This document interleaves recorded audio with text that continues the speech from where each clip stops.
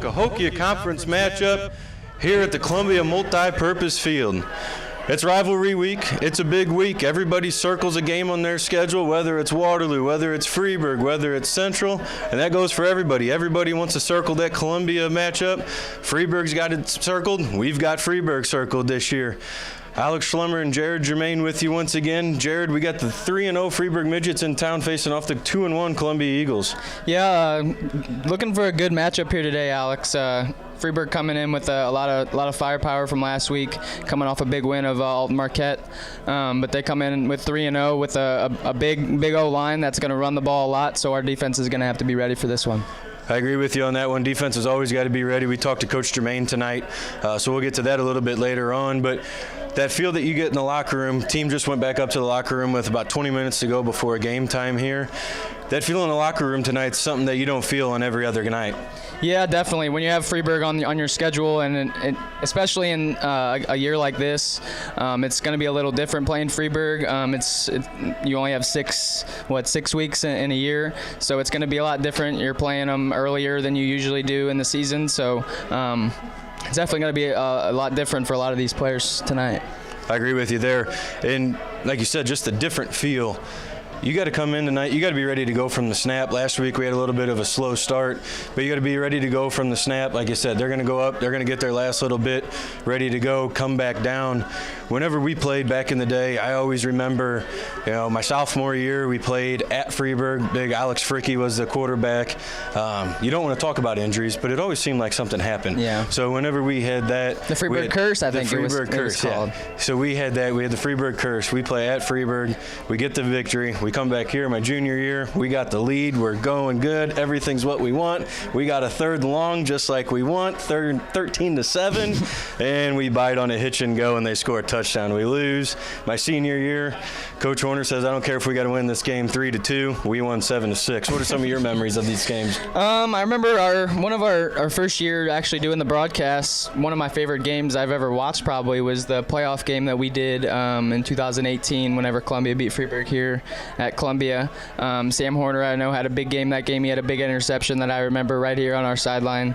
And so that's a big moment that I remember. That was was it Brandon Mang or something like that? Brandon back here Mang. In the back of the end zone, had a chance to win it, I believe. Yeah. And luckily, he had that popcorn at halftime and went right on through his hands. So look back at last week. Columbia wins over Salem 37-18, and there's a lot to talk about in that game. 430 yards. We were just looking at last week's stats. The big thing, though, Republic Times Player of the Week and sophomore Dominic Vagley getting his first start, and we got a lot of big things to look forward to here in the future with him. Yeah, definitely. Sophomore stepped up last week. He was 14 for 19 for 170 yards and 2 touchdowns in the air, and then he also rushed, I think, 13 to 14 times for 120 yards, 3 touchdowns, and he also had an interception on the defensive side, which we don't really talk about that much of him playing on the defensive side of the ball. So it's nice to see your quarterback that can help your defensive side too.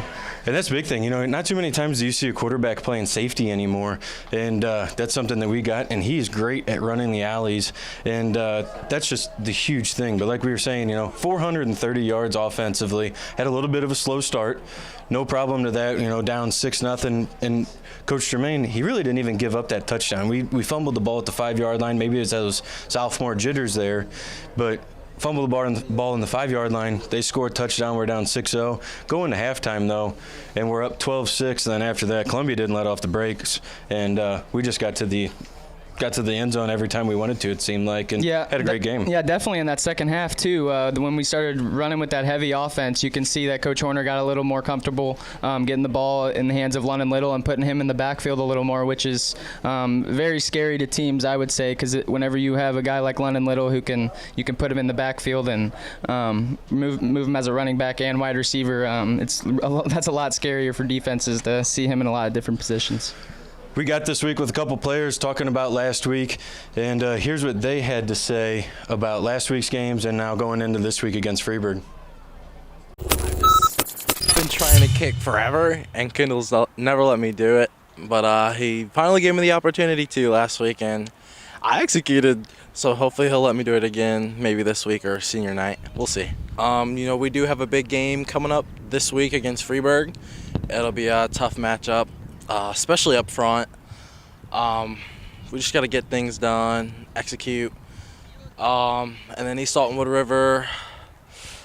I'm feeling confident about that game, and as well as Alton Marquette. So as long as we can get past this, keep everybody healthy, I think we should be fine. It's got to be a game, just one up front, because we got to be able to run between the guards and tackles. We have to be able to do that. We can't just rely on our speedsters to get outside every time. I should just keep everybody healthy, win out these next games. We just got to execute. That's about it. We're really able to synergize this year, especially with the juniors and seniors. So we're all able to click really well and just perform as a real team.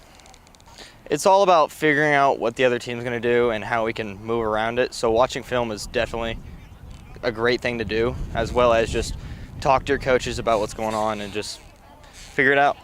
It's going to be a really tough game. It's all going to be super aggressive. We're all going to have to try really hard, and we're all just going to have to go all 4 quarters. And it's going to be a bunch of smash mouth football. Yeah, they're a real big fan of keeping the running back and making him run some routes, as well as the big O sniffer guy. So he's going to go out and run some routes, so all we have to do is just figure out what he's going to do and how to stop it. It'll be a lot easier. So we'll go back real quick. Dominic Vagley, Republic Times Player of the Week. How do you come back into the game like this? You go from a great week that you had last week. You don't want to dwell on that too much anymore. Hey, congratulations, you got it. Now you got a big game this week in Freeburg. I think like a sophomore like Don Vagley, you just got to put the helmet on, strap it up again, and show the fans that you can do it again. I mean, he's shown this year that he can play at the varsity level, and he definitely has the talent to keep playing at this pace. Because I think Don Vagley is a great kid, great player, and doing great things for Columbia football. So now we talk about what London mentioned and what Garrett Poulter had mentioned. London just says, you got to get after it, and I'm sorry, Schrader. I don't know why Oliver Schrader? Yeah, I don't know why I said that. Screwed the names up. But, you got to keep going.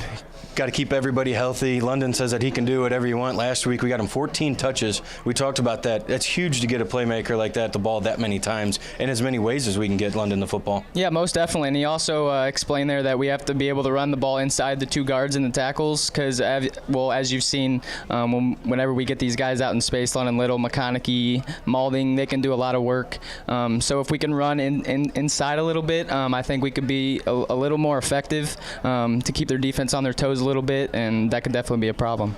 I agree with you. Central, we didn't really run the ball too well in between the tackles, and that kind of showed. I know we had a bad field condition that night, but we never really got the line of scrimmage established, and that's one thing. If you ever talk to Coach Horner, he's going to say you got to control the line of scrimmage, and that's something we didn't do that week. Obviously, we don't have to worry about field conditions tonight, but, everything's won in the trenches. They say that, whether it's the offensive side of the ball or the defensive side of the ball. And you come against a Freeburg offense this year, they're rolling. You're putting up 54 points in week 1, 52 points in week 2, and 35 points last week against, I guess it was Madison, Wood River, and Alton Marquette, respectively. So this Freeburg offense knows what they're doing. And Freeburg defense, they gave up 12 points, I think, in week 2, none in week 1, and I think like 14 or something. Not too many, I don't believe, last week against Marquette. So this offense that we're facing with Freeburg tonight, they know what's going on. They know how to move the football, and Columbia's just going to have to step up and match the intensity, if not set the intensity. Yeah, Coach Tremaine is definitely going to have his guys ready for tonight. And as Oliver Schrader said earlier, they're going to be in a lot of different formations. The running back and sniffers backs are going to be running a lot of routes. So linebackers and cornerbacks got to be ready for guys coming out of the backfield all the time. And I just know that Freeburg is just a run-first team. Just looking at their stats throughout the year, their quarterback is 22 for 30 with 5 touchdowns, which 30 attempts, we've probably thrown that in one game before. Yeah. So he's only thrown 30 attempts all year. So, but that makes you remind the corners and safeties to you got to stay awake. And if they haven't thrown the ball that much, and he's only got 1 interception. And then the running back has 57 attempts for 457 yards and 5 touchdowns. So they can definitely both run the ball. So you got to watch out for that. And their receivers too. I was looking. We can look about it and talk about it a little bit later. They move the ball around. So it's not like, hey, we're going to key on, for our instance, they're going to key on London Little. We shut London down. That's a good thing. Mm-hmm. Coach Jermaine, he's got 2 or 3 different guys he's got to shut down. He's got to worry about a running back running. He's got to worry about a quarterback running. So got to give this Freeburg offense a bunch of credit because credit's due. Freeburg currently sits in second place of the Cahokia Conference. Breeze Central is in first place at 3-0. I believe all 3 of their games have been conference games. Freeburg has not played a conference game yet. So I guess we could say they're sitting in second place. Columbia 2-1, all 3 conference games so far. The one loss coming to Breeze Central. Salem sitting at 1-2, and Westland at 0-3. And now you keep looking at the Cahokia Conference standings. Columbia needs a little help if we want to have a conference championship. The way that I've got it figured out, this isn't official. Columbia needs Central to lose to Freeburg and at least one more game to get at least a share. Freeburg wins out. Congratulations, you're conference champs. Central wins out. Congratulations, you're conference champs. But Columbia's in control of their own destiny, really. You got to win tonight. Got to get one game at a time. So you just got to go out and win one game at a time at this point. Yeah, honestly, guys are going to go out there last Cahokia Conference game of the year, because our last 2 games are East Alton River and Alton Marquette. So, it's your last conference game of the year, second last home game of the year. So there should be a lot of fans showing up for this game because it's always a big rivalry game. So should be a fun one to watch. I keep looking over your shoulder here. I can look down at the entrance, and people are starting to come in Columbia fashion. They're up on top of the hill already. They had blankets out today and already. They're going to use that blanket maybe as a poncho in the future. Hopefully not. Let's not say that. Yeah, we're going to hope for not. But you look at Columbia all-time against Freeburg. Freeburg dominated about the majority of it. Columbia is currently on a 10-game winning streak and is now the longest consecutive seasons played series at 46 games, just behind Dupo, I believe, for most all-time. Started back in 1975 is when this started. So Columbia, longest consecutive series, 46 seasons. Like I said, Dupo is up there at 48. Columbia owns the record now, 25-21, and like we said, on a 10-game winning streak. So that means we were down 21 to 15 at one point. 21, yeah. Last year we won 42-0, and like we said, in a rivalry game, you never know what's going to happen. You can win that game 42-0, or we can win a game, like I had said earlier, win it 7-6. You never know what's going to happen. You got to go out, set the tone, match the intensity. And Coach Horner all-time 16-4, 7-3 at home. And I don't know when his 4 losses were. I don't know if we can try to think through that real quick. It doesn't matter, but it's just interesting. Yeah. In my varsity career, I never lost to Freeburg. I know that. I know my junior year was a loss, and I think that was the only one. So had to be back before then. We are just under 7 minutes now till kickoff. What do you got for your predictions tonight? I'm going to go 34-20. I think Columbia is going to come out. I think Vagley is going to be able to have a good game, throw it around a little bit, get the ball in London's hands. I think Freeburg is going to run the ball pretty well, but I think Coach Germain's defense is going to be ready for the run game. I'm going to go 28-21. I think we might give up a couple points here, but I think we're still going to score. We still got some good athletes out on the field. And you mentioned Coach Germain and his work cut out for him. We went down with Coach Germain before warm-ups tonight, and we had an interview with him, and here's what he had to say about tonight's game. Here is Coach Germain, the defensive coordinator for the Eagles tonight. Coach Germain, you've always had that bend, don't break mentality for all the years I can remember. What are your successors, you think, to only giving up about 2 touchdowns a game this year and doing that all of your career? Well, we try to put the players in the best possible position to make plays. The offense is always revolving. Defenses that we've had to catch up with the offenses over the years. So putting the kids in the right spots, giving the best chance, the ability to make plays throughout the course of the game is all we can ask of our kids, and that's what we try to do to them. So you mentioned the kids, putting them in their best spot, but you down on the field, you don't get the good angle, as you would say, as somebody up top. You got Coach Stump up there. You've been around the game as long as he's probably been alive. So he's got to put you in the right spot and the right mindset as well. Yeah, Coach Stump, obviously he played for us years ago, and Coach Stump has come a long way as a football coach on the defensive side of the ball. That's his job at the underclass level, and he uses the same schemes that we do throughout the course of the week on our opponents. Coach Stump does a great job of game planning, watching film. He always has his guys ready to go, and it's very nice to have an extra set of eyes. He gives me formations and people that are coming in and out of the game for the opponent, and puts our players in the right spot to give ourselves the advantage. So tonight we come against a big Freeburg team here. They've put up 47 points a game, 54, 52, 50, or 35 respectively. So you got your work cut out for you tonight. And that bend don't break mentality. What's the key to slowing this Freeburg Midget offense down? Well, like I said last week against Salem, it's going to come down to our down 7 people. Their offensive line is seasoned. They've got a lot of kids coming back from last year's team. It's going to boil down to our kids up front making plays. Their quarterback and their running back are probably the 2 best combo that we've seen all year long. So it's going to come down to our defensive ends. We have to play assignment football. Everybody's got their gap they're responsible for, and our secondary doesn't need to be making plays 10, 12 yards down the field. All boils down to our inside guys taking care of their assignments. Perfect. Good deal, Coach. Appreciate it, and good luck tonight. Thank you very much, Alex. I don't know about you, Jared. Hell's Bells comes on. You see the boys coming down, the cowbells going off. Chills. You get a little chills there. So what Coach Germain was saying, the guys had a bend don't break mentality forever. That's all I can ever remember. He threw a bunch of shutouts last year. He's throwing shutouts again this year. Tonight we talked to him, and he mentioned in the interview, got to play your front 7 again. We talked about it last week. Front 7 have got to play good, and there's no exception to that this week with the running game. That the best they could ever have seen this year for sure. Yeah, definitely. Coach Germain is going to have these guys ready. On first down, like he said, he's going to have to try to stop him, not let him get yardage on first down to try to make him throw the ball. If you can, like he said in the third coach's key there, he said needs to get them into passing situations. If he can hold them to some yardage and make them pass the ball around, because we haven't seen it that much this season, then I think we'll be all right. Well, that does it for the pregame show, ladies and gentlemen. We're about 3.5 minutes away from the start of the game. We're going to send it to a break. We'll be back with the national anthem.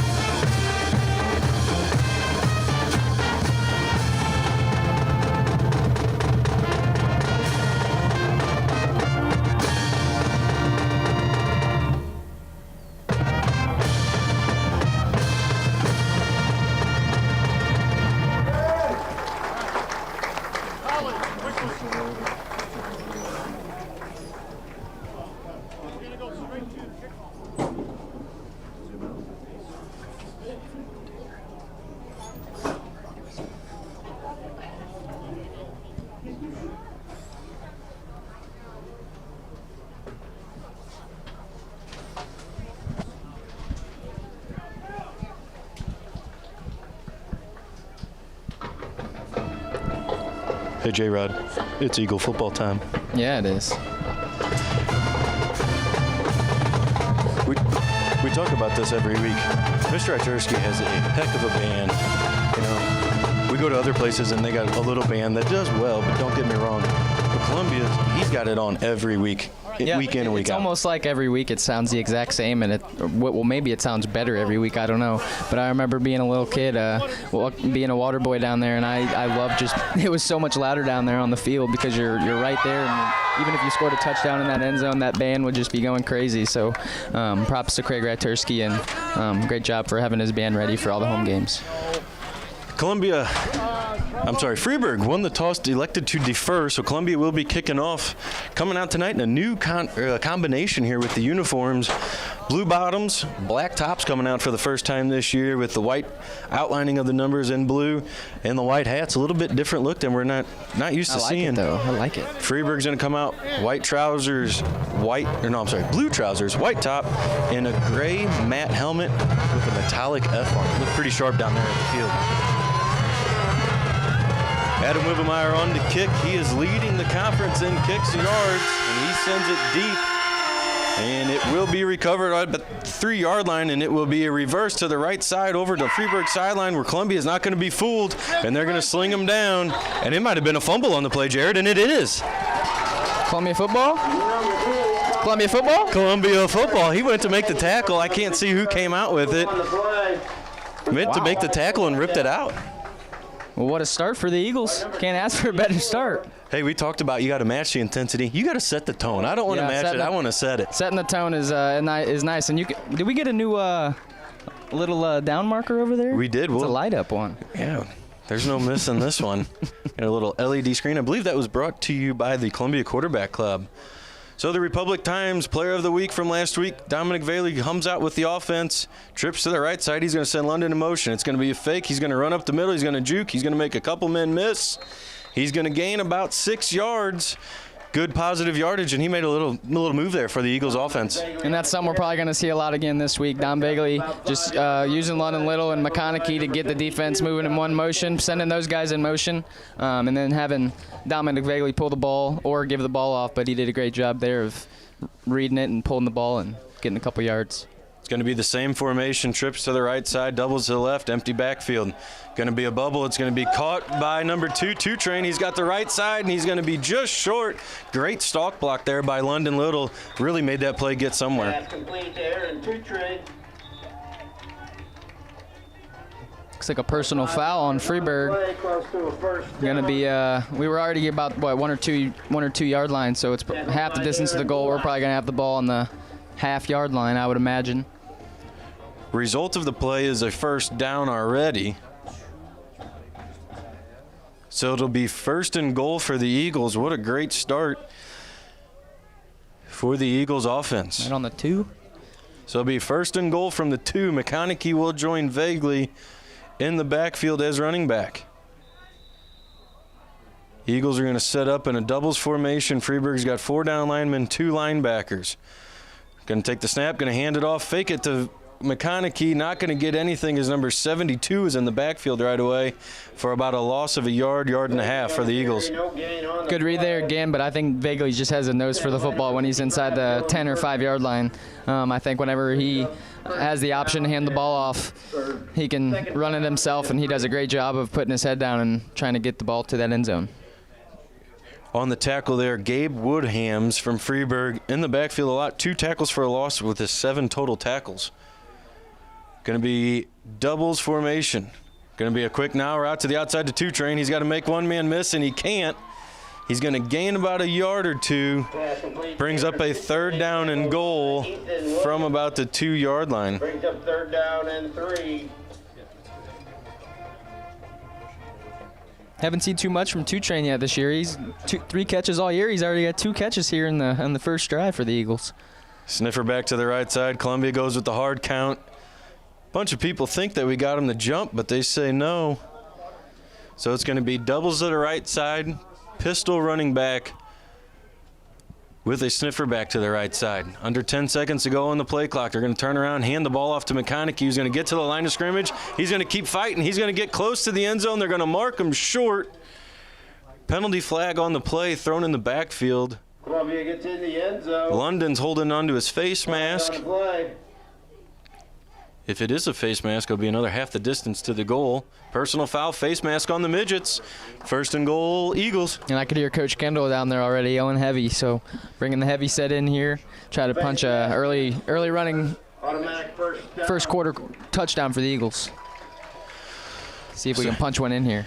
So first down and 10, or first down and 1 for the Eagles. Now the officials are coming together and talk. Looks like number 62 for the Eagles coming off the field as coaches were still screaming heavy. 63 on the play, rather, for the Eagles coming off. I believe that's Matheny. It is Grant Matheny coming off. He's a big kid, and he's not in heavy. That's kind of surprising. So the officials getting together. I wasn't It's never going to stay on at heavy. third down. It's going to stay at third down. I don't get how that stays at third down. How come that's not a half a distance? But Coach Horner seems to agree with the call, so. Dominic Vegley under center. McConaughey in the backfield. 2 fullbacks. They're going to turn around, hand the ball off, and he's going to go in untouched for a Columbia Eagles touchdown. 2 minutes and 15 seconds into this game. McConaughey. Can't ask for a better start. You know, Coach Horner is going to be real happy with that start, and Coach Kendall, even with that kickoff return fumble recovery there. So a great start for the Eagles. Start this rivalry game with a touchdown score in the first 2 minutes. Set the tone early. We like doing that. Get after it. Keep the pedal to the metal, as a lot of people would say. McConaughey on for the second touchdown of the season. 4 games into it. Saigon for the hold. Wibbemeyer to kick. Good snap, good hold. Kick is up. And it's right down Broadway. And Kripp almost had it back there. He's back in the track. The ball actually went out of the stadium. And it ends up over by the Concession stand. Right in the popcorn. Salem thought they had a cool one last week. We got ourselves a horn here, too. So we were wanting to go to the coach's 3 predictions, or the 3 predictions of the game for Jared's 3 keys. We didn't have time to do that. So, Jared, your 3 keys to the game tonight. So my 3 keys of the game tonight were to be physical, because I know Freeburg always coming in. Well, yeah, I think we only had 2 this We week. went to 2 this week. Yeah. So one of them is be physical. I know this Freeburg Columbia matchup is always a physical one. So you got to always be ready to hit, and because if you're not gonna hit, you're gonna be hit. Is that how they say it, Alex? Yeah, be the hitter, not the hitty. Yeah. And then also the other one is just keep the pedal down. Last week we had a good second half of that game against Salem. So if we can keep this train rolling like we are already tonight in the first 2 minutes and 15 seconds into this game, I think we'll be all right. Let's do the same thing over again. Another fumble recovery. How about an onside kick like last week? Yeah. Wibby on the kick. He's going to kick it in the same spot, and this time Here, he's like, I'm not catching this one. Freeburg's letting it go. A little extracurricular going on about the 35-yard line. Can't see a number of who that's with, but that's irrelevant, as Freeburg's offense will now come out onto the field after the touchback. Wibby on the year is absolutely booting the football. Love to see it. And From a kicker. A game like this, field possession is a huge key. So Wibby on the year averaging 53 yards a kick. In the conference, the next closest person is at 47. So I thought he had a little bit bigger. On him. Yeah, he had 6 yards. I thought he was a little bit bigger lead than that. Still pretty. So Columbia comes out, 4 down linemen, 3 linebackers. Sniffer back to the left of the quarterback with the running back to the left of the quarterback. They try the hard count route off the bat. Doesn't go. Going to take the snap. Going to look like it was an option on the play, and it's going to be fumbled by the Freeburg quarterback. And it looks like it could be Freeburg ball. It looked like it bounced right up at him. And it did. Number 55, I guess that was a lineman down the field. Looked like it bounced right back up into his chest. I wonder what Freeburg had on for meal on the way here. Some popcorn or? Yeah. Man, 2 fumbles and not even 3 minutes. Not even 10 seconds of having the football. So gain of 4 on the play. You're going to send the sniffer back in motion. Doubles to the left side. Going to be a false start. Stoppage of play. I didn't even see a flag be thrown. I think the official just blew the whistle and said, no, it's good enough. We don't need a flag. So the false start is a loss of 5 on the play, brings up a 2nd down and 11 for the Midget offense that is averaging 47 points a game. Doubles to the left side, going to move the running back to the right side. Now they're going to move the sniffer back to the right. Going to be a straight handoff to the running back who's going to put his head down. He's going to gain about 2 and be brought down by a couple Eagles on the play to bring up that passing down that Coach Jermaine wanted to do. Yeah, that's what, like he said earlier, if we can hold them in on first down to not gain that many yards, it forces them to open the field a little more, maybe toss the ball around. So that's nice to see 3rd down here with 10 yards to go. See if they can throw a little pass. Going to be a run to the right side, a little bit of a rollout, and it's not going to be anything for the Freeburg offense right now.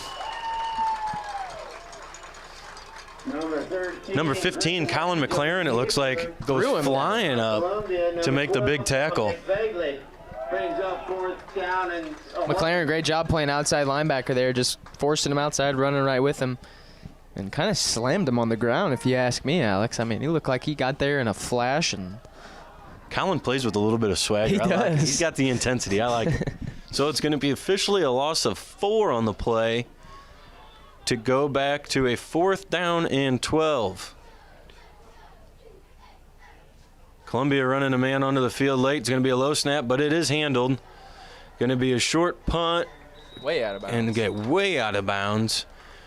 A Freeburg coach threw his play sheet up in the air. Columbia will take over near the 40-yard line.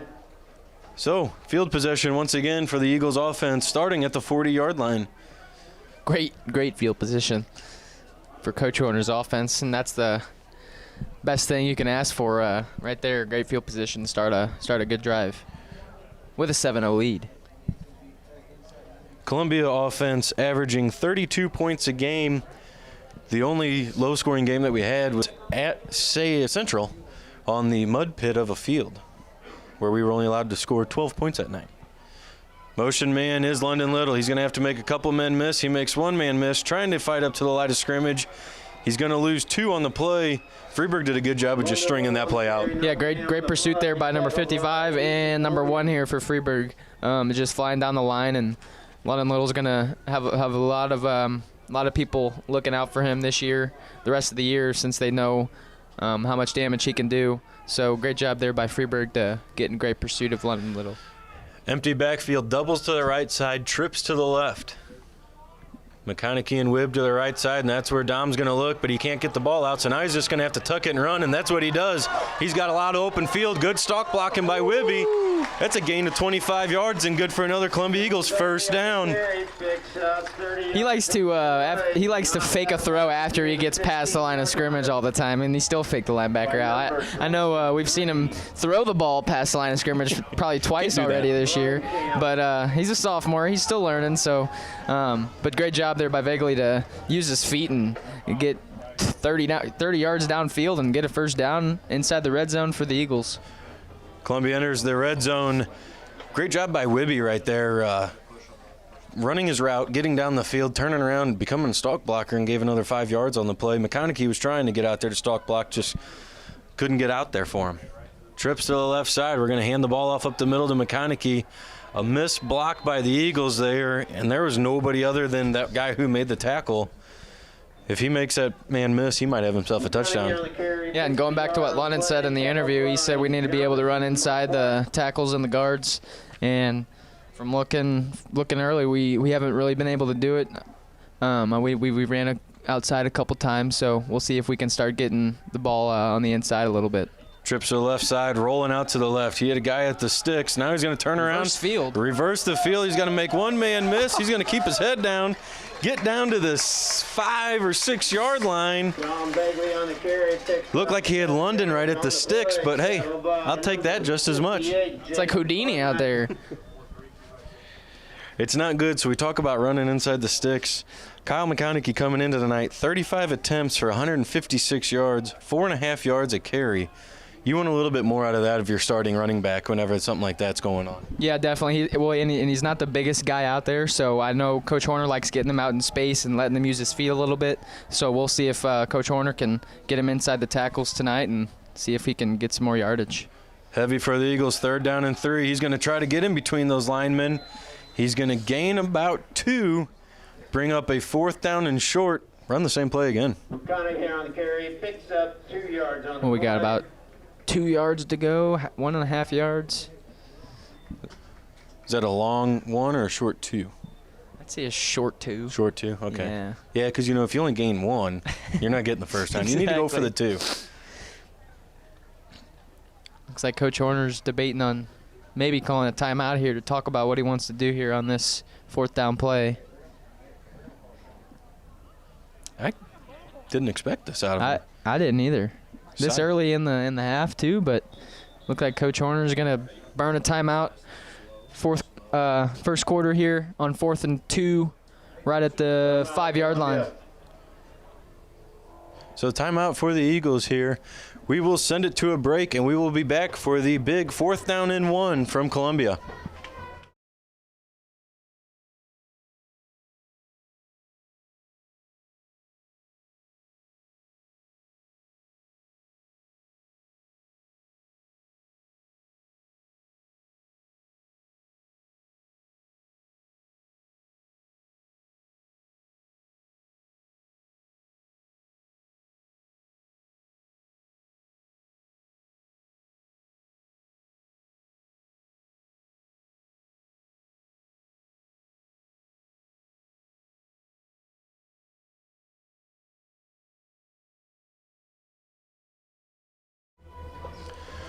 Welcome back to the Columbia Multi-Purpose Field, where the Eagles lead the Midgets 7-0 with just under 5 minutes to go in this Week 4 Cahokia Conference battle.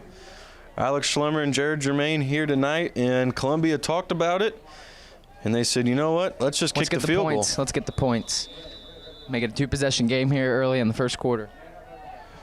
Bit of a tough angle being such a short angle for Wibbs. Good snap, good hold, gets it off to the left side, and he gets it right down central. That one stayed in the stadium that time. So that extends the Eagles' lead 10-0. Real quick here into the first quarter. Jared, you're 4 years playing Freeburg. What were your scores? You said you never lost to him in the pregame show. Yeah, so I remember we played at Freeburg my junior year, and I actually had myself, that was probably one of my best games I've ever had in my varsity career. I had 2 touchdowns and 2 picks, a couple PATs, so that was a pretty memorable game for me. But I was going to ask you, whenever you said Columbia Multi-Purpose Field, we go back to last week whenever you were saying Jim Fink's Field. Do you think that Columbia will ever name their field like a Scott Horner Dome or something like that? That's what I was thinking. I don't know if we'll get a Scott Horner Dome. The Columbia community is great, but I don't know if we can afford a dome here for the high school. But, I don't know. We've had a lot of greats come through. Jerry Germain comes to mind. Coach Horner comes to mind. So there's your 2 coaches, but you got a lot of donors and everybody that could also be mentioned. You could have a stadium name and a field name. Who knows? I think it would be neat to do, though. Wibby absolutely bombs this one. There's no chance this is getting caught. 5 yards deep in the end zone. Mr. Ryturski going to have to recover that one. Oh, he does a little, was it Desmond Howard? Is that his name? Does the Heisman pose? Yeah. Ryturski fields it cleanly, does the Heisman pose. He started a new tradition, I think. They've got the, it's one of the track mats. I don't know which event that is. I don't know which mat that is, but after the anthem, he just falls off into it. He just falls over. It just looks like he's falling off the ladder, and nope, he just lays back. Disappears. Motion man for the Midgets offense is going to be a decoy. They're going to try to go up the middle. Got the pile moving. A little bit of a sarcastic cheer, it sounds like, from the Freeburg crowd. Stone on the carry. Lucas Stone on the carry for the Midgets. Good for 3 yards. And a bunch of others. Freeburg going tempo here. They're going to fake the handoff, the jet sweep. Quarterback's going to keep it to the right side. Great contained by the Eagles defense, not allowing anything. We'll see if we can figure out a number. There's a big ugly down there, number 77 for the Eagles, Mason Kohlenberger on the play. Yeah, and like we said earlier, this Lucas Stone, 57 attempts, 457 rushing yards. So he's averaging 8 yards a carry this year with 5 touchdowns. So I bet he's already got 5-6 carries here in this first quarter, so we'll definitely hear his name called a lot more in this game. 3rd down and 5, just going to be a quarterback run to the right side. And who is that? Is that McLaren again? Who's number 24? I need some better eyes. On the carry. I think that's Wibby. Wibby came out of there last. Wibby was up there in a hurry. Loss of 2 on the play. Just running a little quarterback power to the right. I mean, we haven't seen him throw the ball that much.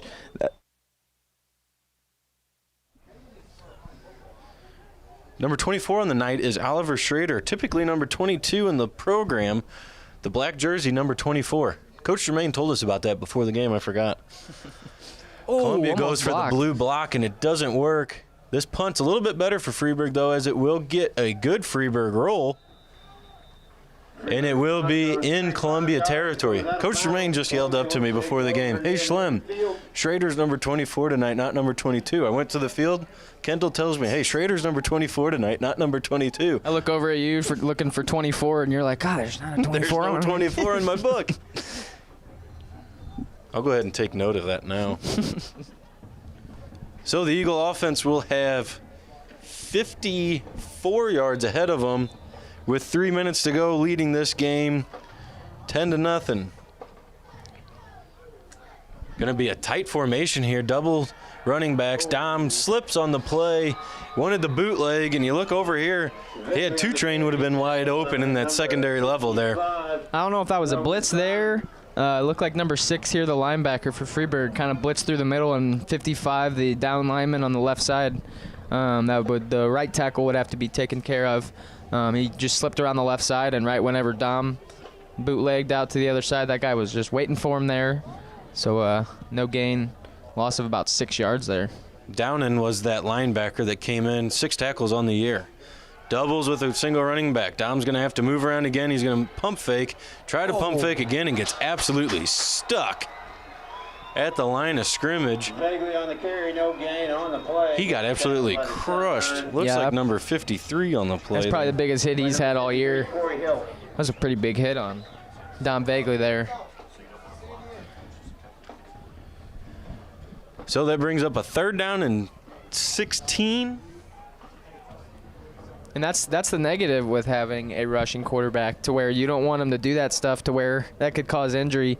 Definitely whenever you have linebackers flying down the line that are just going to put their head down and lay the boom because they think you're a running back. You're just a runner in that. Roll out to the right side. McConaughey can't get out there, so now Dom's going to have to scramble. He is able to throw it away. Great job by not taking the loss.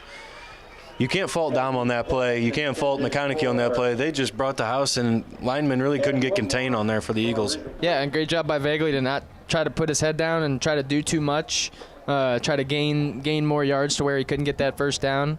Better to just throw it away and kind of in a position to where that wide receiver could only make the catch. So great job by Dom Vaguely to throw it away, come up with 4th down, punt it away here. This is anything but a midget defense. They're only giving up 10 points a game on the season. Going to be a little bit of a high snap brought down by Wibb, who gets a booming kickoff. It's going to land at about the 25, and what a roll for the Eagles.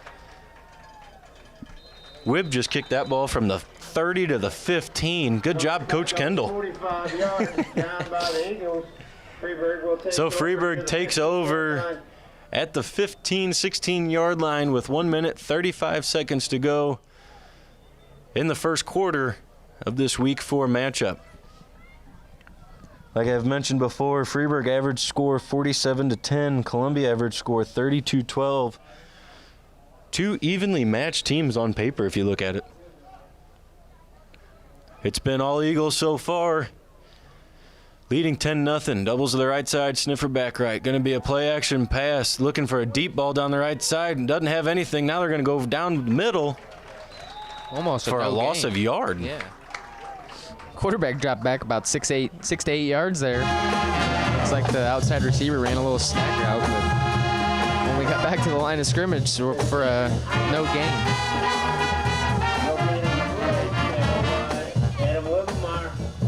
Wibby on the tackle. We've heard his name a couple times tonight. Send a man in motion. They're going to hand the ball off up the middle. They're going to get no hole at all from the Freeburg offense. Great job of Columbia defense filling the gaps and stopping that run at the line of scrimmage.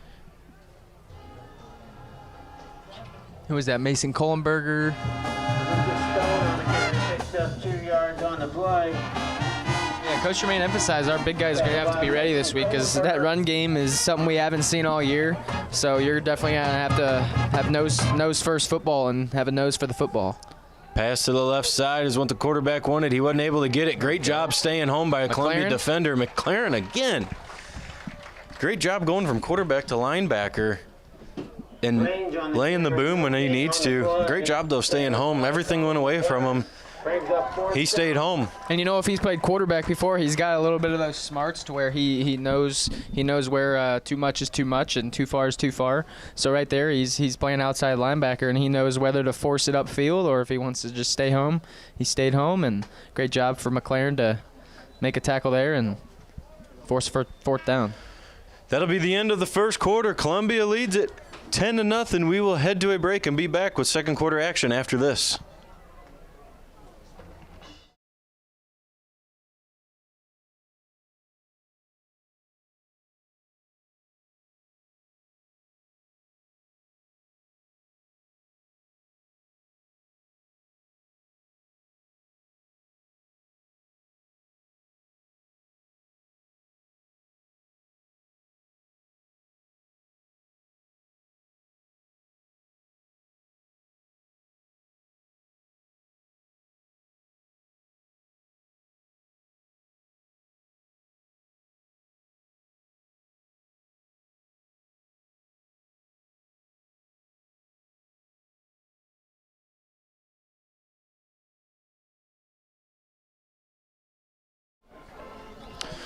Welcome back to the Columbia Multi-Purpose Field on this beautiful Friday night for April football. Never thought I'd say it.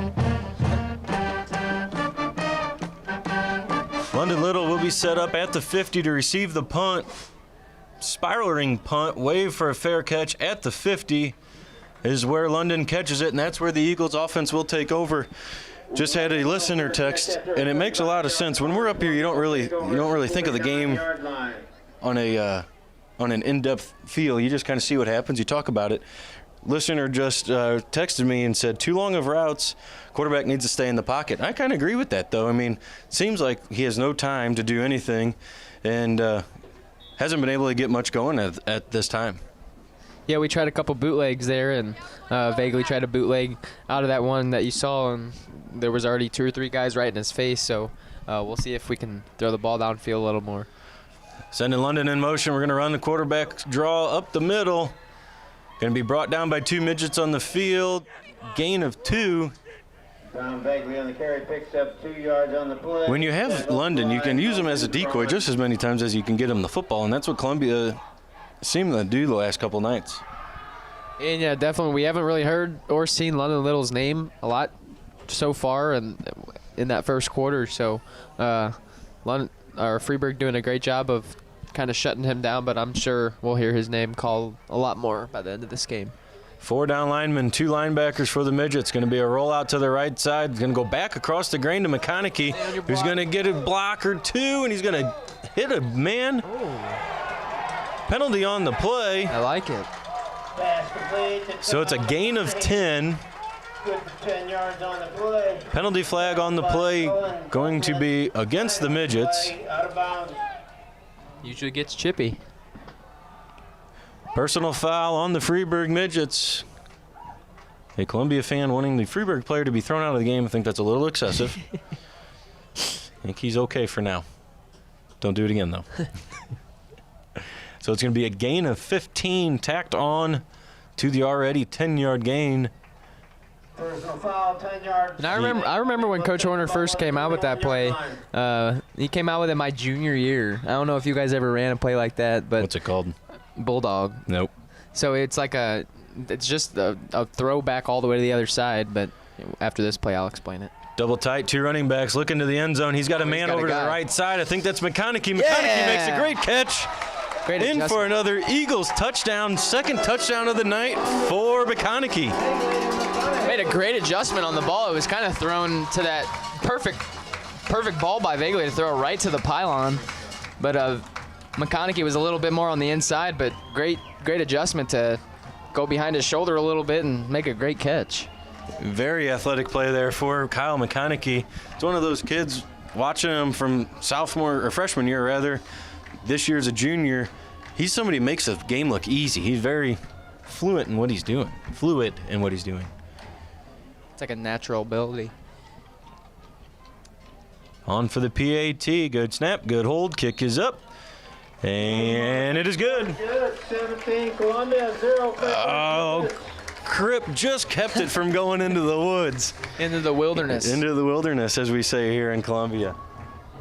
We got the wilderness and the, what do we call the right side? The highway? I don't even remember that. I just remember it was always the wilderness. Yeah.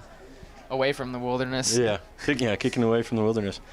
So the Eagles cheerleaders up to 34 push-ups on the night, and we're only 58 seconds into the second quarter. What we said they had Those were some quick push-ups, though. I don't know if those were they only had 17 there. Okay. Now it could get on to like the 40s against Redbud. Let us know where you're listening from. We've had a couple comments in already. We will try to put those up online if we can.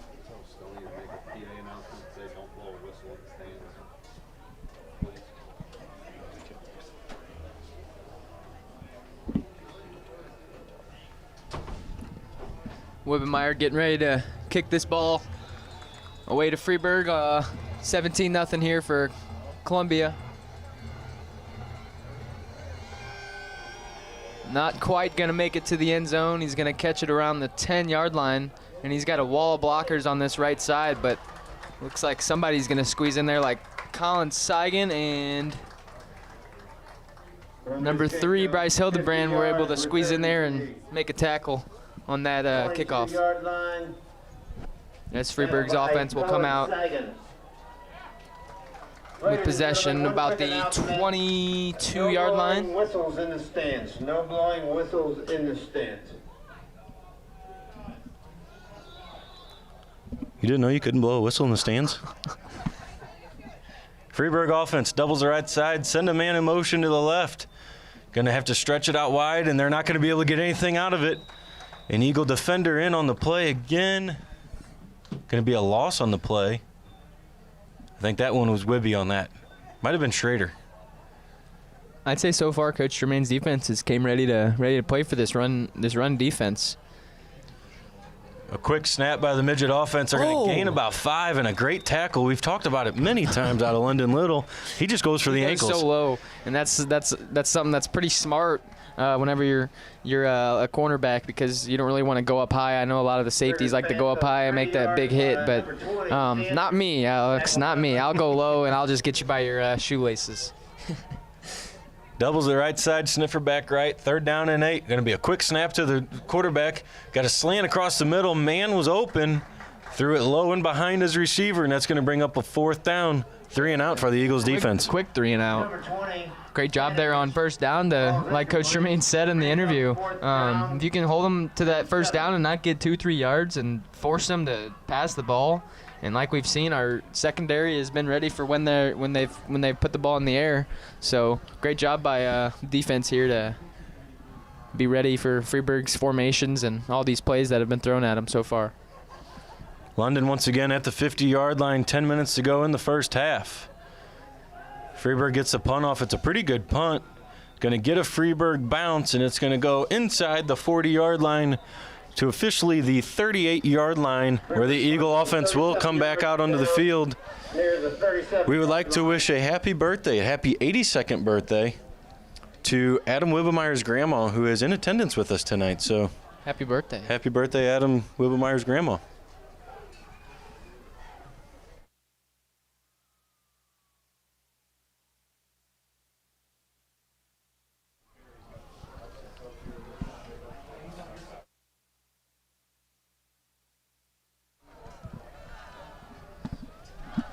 Doubles formation for the Eagles offense. Running back McConaughey to the left. 4 down linemen for Freeburg. Dom has to run again. I think he ran a little early, but he's going to make one man miss. Second guy miss. He had a pocket. He left a little too soon. Sometimes it scares me whenever he goes on the run because he gets 1 or 2 guys that are just dragging on him and kind of slow him down, but he stays on his feet. And then you get that third guy that just comes in and lays the boom, and that's always so scary to see. But Don Vagley, the sophomore, gets right back up, and here's the play call from Coach Horner, and he's ready for the next one. Same formation. They're going to send McConaughey in motion. They're going to fake that throw. They're going to look deep. They got a man deep. There's a holding penalty. Could have been called. 100% should have been called. You could hear Horner say it.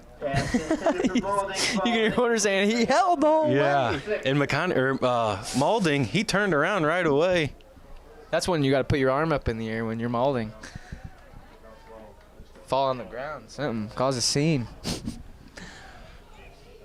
McLaren comes in, Vagley comes out. Maulding, one of those quiet receivers that we talk about, but we don't really talk about. 5 receptions on the year, 66 yards, 2 touchdowns. Had one last week at Salem. Trips to the left side, running back left. McLaren takes a snap, he looks left. He's got his feet moving, he's got a snap coming out across the slinging middle. He's got Wibbemeyer, good for 20 yards. Great route, great read, great throw, great play, Eagles. Look at that. McLaren comes right off the bench, ready to, for any play call. Coach Horner says, all right, we're gonna run out here and sling it around a little bit. McLaren, you're in there now, so let's go sling it. So McLaren comes in, throws a little nice snag route, gets about 15, 20 yards to Wibbemeyer. That's a Eagles first down on a 3rd and 6. 8:50 remaining in the first half. Doubles. Pistol back is McConaughey. 4 down linemen, 2 linebackers. Going to be a quick out route to 2 train. He's going to have to make one man miss. He doesn't. Is there not a face mask on that play? There is. I was waiting for it. I mean, that couldn't have happened right in front of the official at all. Closer. Tackled by Colin Colvin. Flag on the play. So in a big-time game like this, we've mentioned it many times, you got to keep it clean. You can't afford mistakes. And a couple penalties tonight on the Midget defense that have really hurt them. And the fumble right away, of course, doesn't help at all. And also, great job of the defense tonight, forcing a great field position for the Eagles offense to take over. I don't think we've seen Freeburg's offense pass midfield yet, so no. Great job for Columbia's defense, ready for this run game, and secondary staying awake for any of the passing attempts that have happened. So it brings up a 1st down and 10 after the personal foul face mask is a 15-yard penalty. Doubles formation, pistol back is McConaughey. McLaren turns around, fakes the handoff. He's going to keep it, and he's going to lose 2 yards. We've got to run the ball in between the tackles, and hasn't happened yet tonight. Vagley on the carry, loss of 2 yards. Let's go, Eagles! Jacob quarterback. Let's go, Eagles! Brings up a 2nd down and 13 for the Eagles this time. I wonder what Whibby's range is as you see Coach Kendall going and picking up the kicking tee. Kicking block. I hit a 50 in a pregame before. That's Did my you? longest, yeah. I don't know if I could hit a 5. Doubles running back to the right side. McLaren's looking to the left. He's looking to the corner of the end zone. He's got Maulding. Touchdown! He's got Maulding for a touchdown. Eagles. Nice ball. Beautiful. Maulding is quick, man. You look at him and you don't think he's that fast, but once he starts getting on that run, he's quick. He ran right past that cornerback. He probably had 5-6 yards of space separation to start off right before the snap, and Maulding ran right past him, sliding catch in the end zone. That's a touchdown for the Eagles. I like seeing that from Coach Horner too, having Dom Vagley first quarter does a great job on the run, touchdown. And then now you got McLaren coming in second quarter, just throwing dimes all over the field. So Columbia takes the lead, 24-0 over the Freeburg Midgets. We will run to a break real quick, and we will be right back to the multi-purpose field here in Columbia.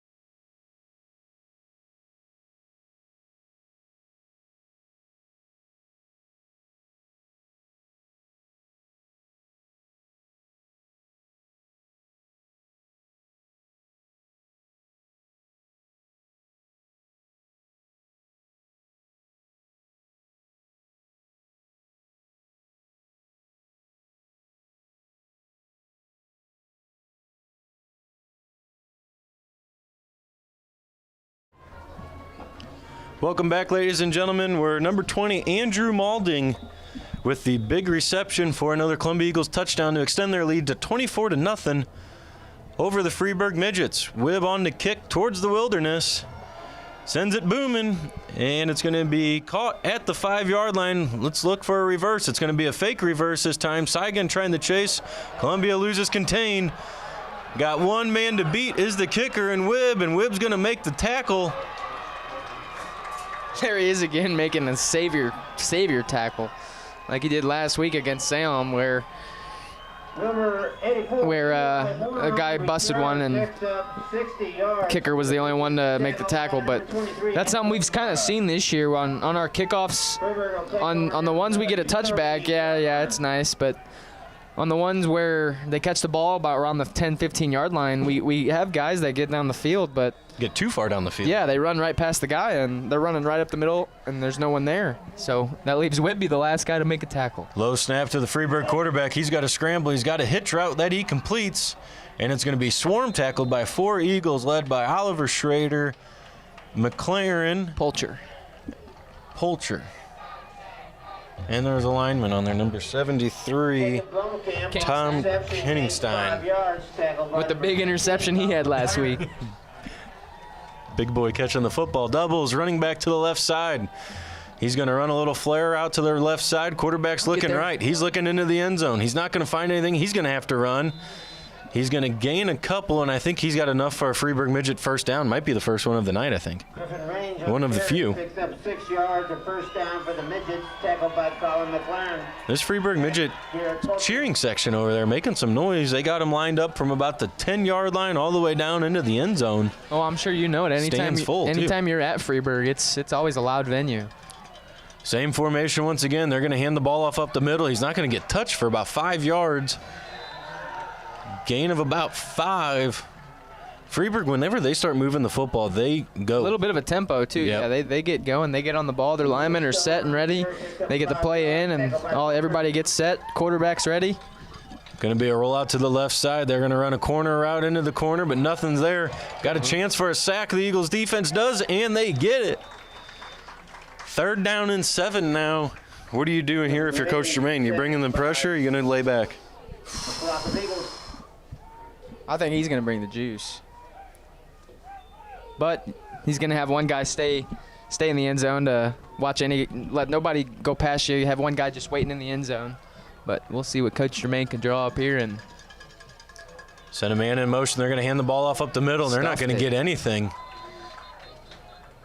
Whistle was blown, luckily. Maybe 3 yards short. You got to go for it here if you're Freeburg. Oh, right. Definitely. You have to. Yeah, definitely. You're already down, what? That's still a 3-score game.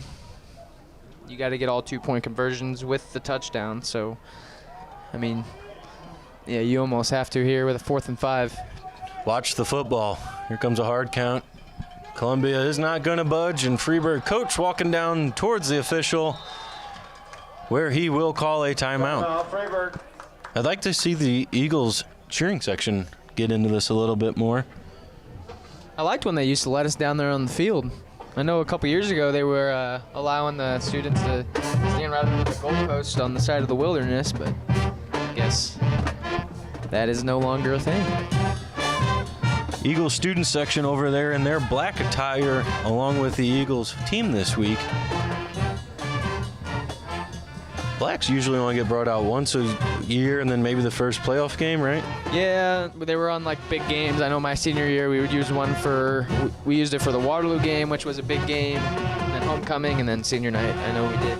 So I like those black jerseys, and we were lucky enough for Coach Horner and Columbia Quarterback Club let us keep those. My senior year let us keep the black jerseys. So I know all of the seniors of my class, we were really appreciative of that. It's pretty cool to have one of your jerseys that you played in high school. So, and that black one was probably my favorite one. Really? So it's pretty nice to have. Quarterback Club, that's still every year they allow the seniors to keep them. So usually, cool. I think this year we're going to have to replace 17 of them. I'll sign it one day and give it to you, Alex. Oh, thanks. Appreciate it. The ref just ate it. Yeah, the back jug just bites it. Timeout on the field. He's good. He put a hand up, said he's good. I hate to laugh, but I know. there's that sprinkler just- again. Somebody at Buffalo Wild Wings hit the sprinkler button.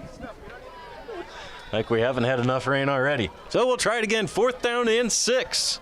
It's a big play in this game. From the 12. Doubles to the right side. They're looking into the end zone. It's going to be caught by Freeburg. Touchdown, Freeburg. I don't know what happened on the Eagles defense there, but there's 3 guys behind them. Nobody in front. So Freeburg gets on the board. Coach Jermaine had Lennon Little on a blitz there. He was playing corner on this side, and he put him on a corner blitz, and that forced Toot Train to try to force this guy all the way outside, and he couldn't make it there to make the catch. So sometimes you gotta what's the word I'm looking for?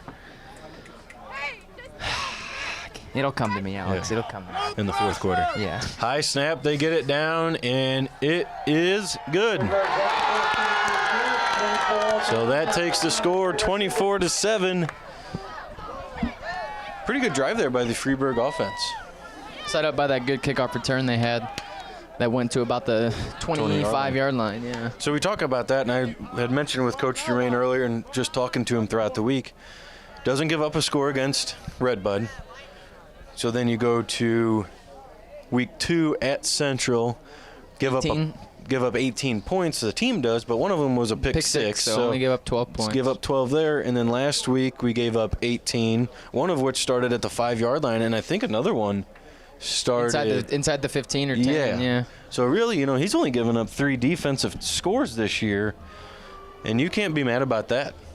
Definitely not in this game. We've seen in that first quarter, we were definitely keeping the run to a no-no, as I should say.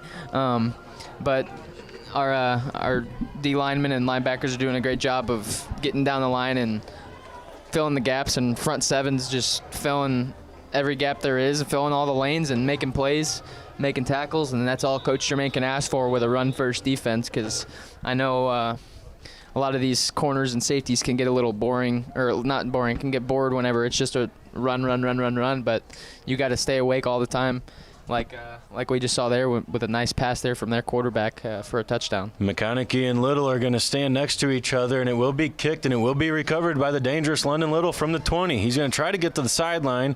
He's going to make a spin move, and he's going to get brought out of bounds at the 35, where the offense will take over. McLaren was a quarterback on the last drive with the big touchdown reception by Andrew Maulding. And it looks like McLaren's going to stay on the sideline and bring Dominic Vegley back out at quarterback. He's going to have Wibby out there with them. McConaughey, Maulding, Little,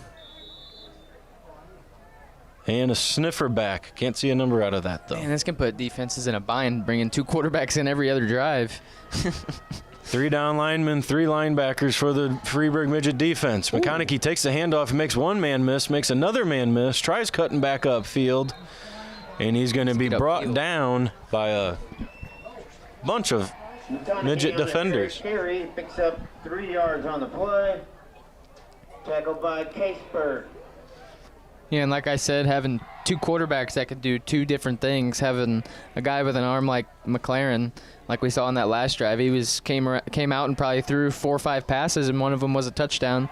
And then when you have a guy like Vegley who can read linebackers and pull the ball whenever he wants and put his head down and run and use his feet, that's definitely a plus for Coach Horner's offense, and not very fun to play against as a defense. Same formation for the Eagles. They're going to hand the ball off right up the middle to McConaughey, who gets stuck by number 20. I'd like to see Kyle lower his head a little bit more. Running hard, too.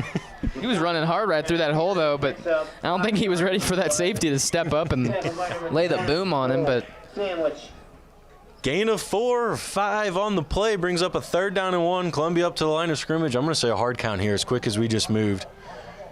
This is a typical Coach Horner. Get up to the ball. Yep.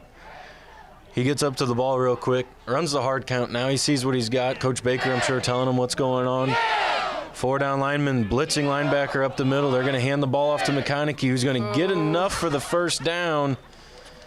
I think he got it. Looks like, yep. He on the carry, picks up 4 yards. First down, Eagles. 58, Jake Cormack. Columbia leads it 24-7, 3 minutes, 15 seconds on the clock. If you're Coach Horner here, are you taking your time getting into the end zone here? Yes, definitely. 'Cause I think we did kick off to begin, because then we got that fumble right at the beginning of the game on the kickoff. So if we can score here and then get the ball back at half, score again, ladies are going to be dancing. Doubles, fake the handoff to McConaughey. Dom's going to keep it, not be able to get anything. Little extracurricular once again. Number 55 for the Eagles comes onto the field. 65. 65. Owen Brewer taking place of Mason Kohlenberger. Yeah, and looking down there on our sideline, we only got 2-3 subs for a lineman. So if we got 1 or 2 linemen go down, it's going to be tough for the Eagles to come up with some guys to fill those spots. Doubles for the Eagles. Going to be a drop back for Dom. He's going to scramble once again, do a pump fake, make a couple men miss. He's got a first down. He's going to keep running. He's going to keep going. And he's going to be good for another Columbia Eagles first down after about a 20-yard run. Columbia, tackled by number 4, Colin Colbert. Man. I was about to say I'd like Dom to stay in the pocket a little bit more, but if you're going to be doing that kind of stuff, go ahead and scramble, big kid. 1 minute, 50 seconds remaining. Eagles have the ball on the Midget 37-yard line. One safety in the backfield for the Midgets. Going to be 4 verts on the play. Dom's going to have to scramble. Good job by the defense or the offense coming back to the football. Great job, Adam Wibbemeyer, coming back to the football. That's something Coach Horner expresses even in summer camp. When you're a wide receiver and you see the quarterback rolling out, and whenever you've completed your route, you got to come back to the ball, run straight back to that quarterback, so he has an easier way of getting you the ball, easier lanes will open, so he can throw the ball downfield like you saw there to Wibbemeyer. And great job to get 1 foot in bounds. This is an NFL where you have to have 2, so great job by Wibbemeyer to get 1 foot in bounds and keep this drive alive. Timeout, Freeburg. 1:35 left on the clock in the first half. Columbia leads it 24-7. Freeburg calls a timeout. Ball at the 20-yard line where the Eagles have entered the red zone once again. You've got 2 timeouts left. 20 yards. I'm going to say it like we always say. Don't do anything stupid here, Jared. Yeah, I would even run a little heavy here. Run the clock down a little bit. I mean, put London Little outside on the left side. See if anybody will go line up with him. Put your best athlete out there. Give him some space and see if you can just run a couple routes to him. Have him run a little routes on air out there with just 1 defender. See if they put 2 on him. But I would do a little heavy here, or see if we can get the ball in London Little's hands. We haven't heard much of his name tonight, so. At halftime tonight, we will have our senior spotlight once again, the coach's corner, and we will let you listen to the Eagles band where Mr. Itersky is going to be retiring at the end of the year. So you won't want to miss the Marching Eagles.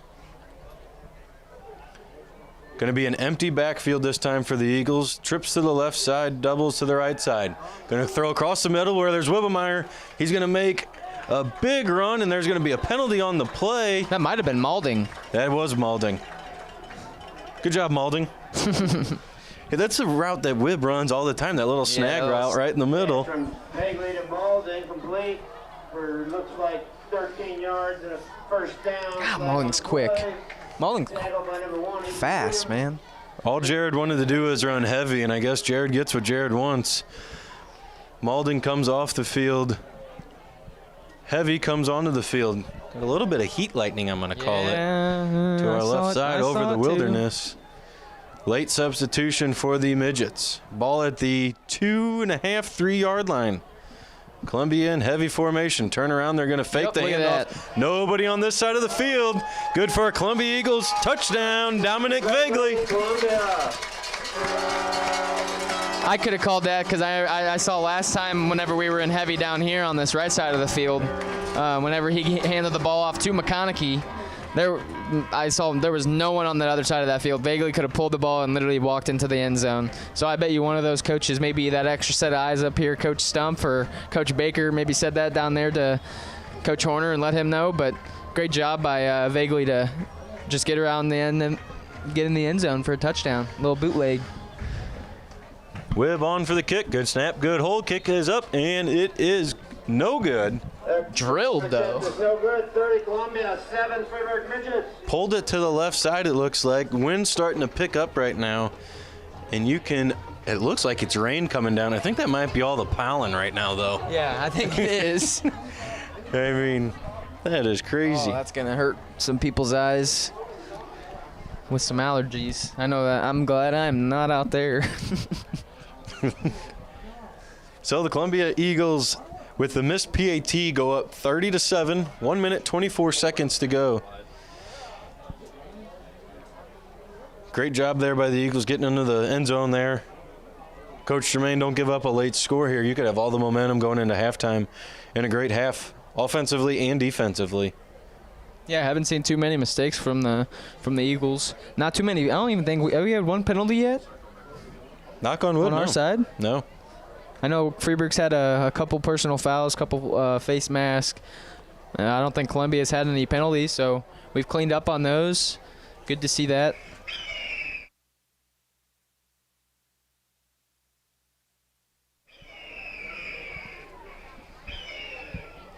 We have to give one shout out tonight. A special shout out goes to Coach Horner's mom every week, even when we were doing this in the previous years, always giving the shout out, coming to you from Florida. So Coach Horner's mom, thank you for always listening from Fort Myers. Your son's doing great. Wibbs on the kick. This time he's kicking into the wind, and it's going to be a little... Pooch again? I don't know. Last week? I don't think we can ever call what his kicks are going to be. Last week's onside kick that wasn't supposed to be. I think he was trying a squib, maybe? Goes 23 yards. The Wib Squib. How do you like that? The Wib Squib. Freeburg will take over at the 40-yard line. So Freeburg, we joke about it. They get good field position here with 1 minute and 20 seconds to go, and not too much field. Only got 61 yards ahead of them for a touchdown. McLaren coming on a blitz. He's got a quarterback in his sights and just a little late, and it's going to be dropped. McLaren almost had that timed out perfectly. He had to stop a little bit, but not much. You must have heard some footsteps there because the ball definitely should have been caught there. Hit his hands. Cheerleaders putting on their ponchos, getting ready for the rain. Student section kind of thinning out a little bit right now as well. Doubles, running back to the left side, got 4 verts down the right side, and they're going to be a 1 receiver at the 50. I think he should have a first down here. We'll see where the referee wants to spot it. Number 84, Eli Horner, the leading receiver in attempts for the Midget offense. 7 attempts coming into the night for 80 yards. Will be a first down. Going to hand the ball off this time to the Freeburg running back. Big boy's going to try to make a man miss, but Kohlenberger said that's okay. Lucas Stone on the carry. Picks up 3 yards on the play. Tackle by Under 1 minute, 45 seconds now remaining in the first half. 2nd down and 8. Freeburg's wide receivers over here weren't set, but that's okay. Roll out to the right side, and it's going to be brought down by a bunch of Eagles. Schrader? No, I can't see. I think it's Schrader. I think it was Schrader. Yeah, 24. It was 24. Looks like there's a flag on the play, maybe. No? Timeout on the field, Midgets.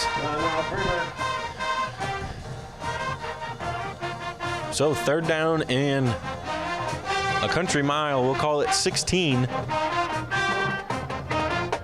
You still have your 2 timeouts. If you get a stop here, do you call timeout and just make something happen, or you let it go?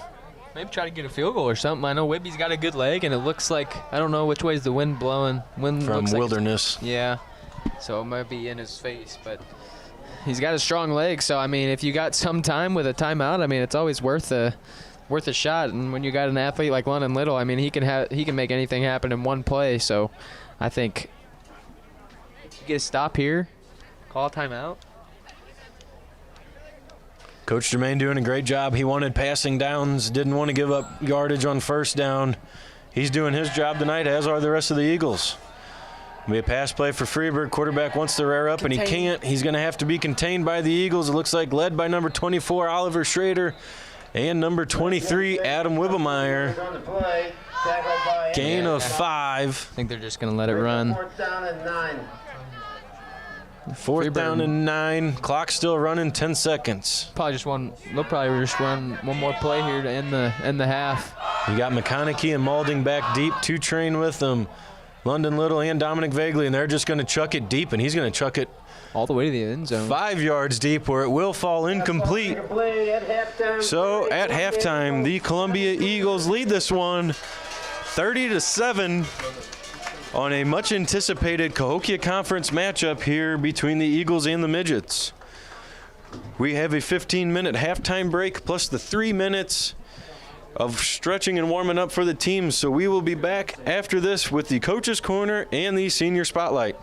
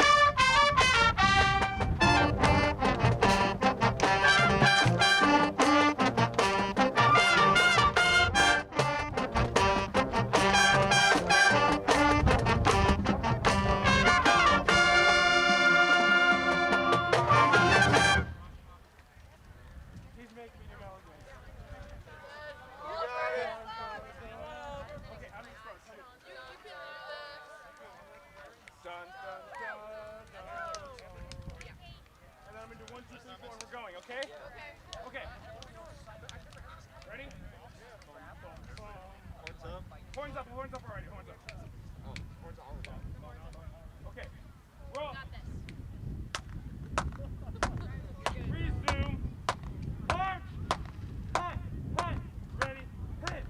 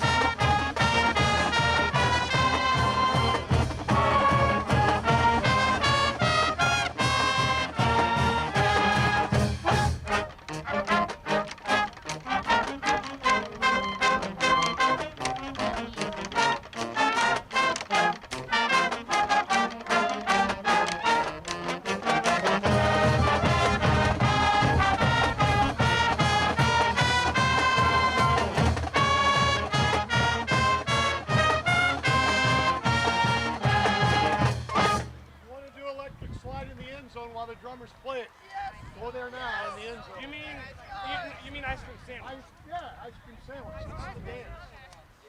Gotta go now. You said electric slide. That's just dance. 1, 2, 1, 2, 3, go.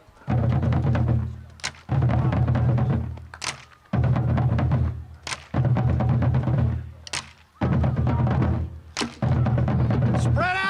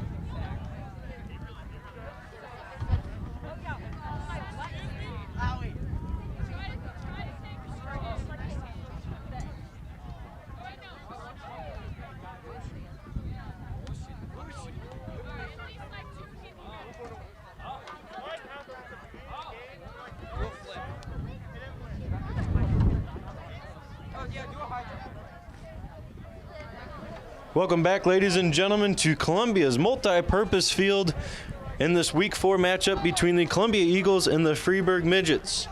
About 8 minutes ago, rather, in halftime here, where the Eagles lead this contest 30-7. A great job once again. We say it every day. Great job, Mr. Itursky, and the halftime show there. Jared, first half recap. I don't have anything back to say to you. No, not really. Coach Germain did a good job of getting his guys ready.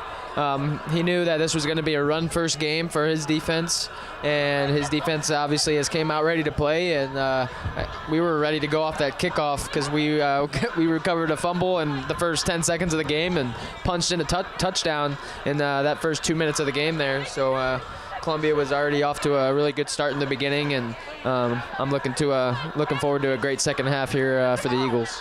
So just like you got to start the game at a quick pace, got to start second half at a quick pace as well. So you like to see, make sure that they come out ready to rock and roll. We get the ball coming out of halftime. So if we can get out another score right away, could put ourselves in a pretty good spot for the rest of the night. We got rain potentially. Not a lot more wind coming in, though. Moving you can in, feel the wind. You can feel the wind, see the wind coming in a little bit more. Coach Kendall's down, lowering everything in the end zone.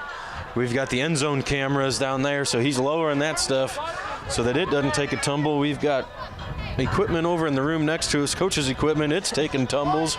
We've got ceiling tiles above us. They're blowing around. So let's hope that all stays to the south. I've been watching the radar a little bit. Does look like it is staying to the south for us tonight. Just give us an hour and a half. We'll be all right. That's all we need. We would like to thank everybody for listening once again.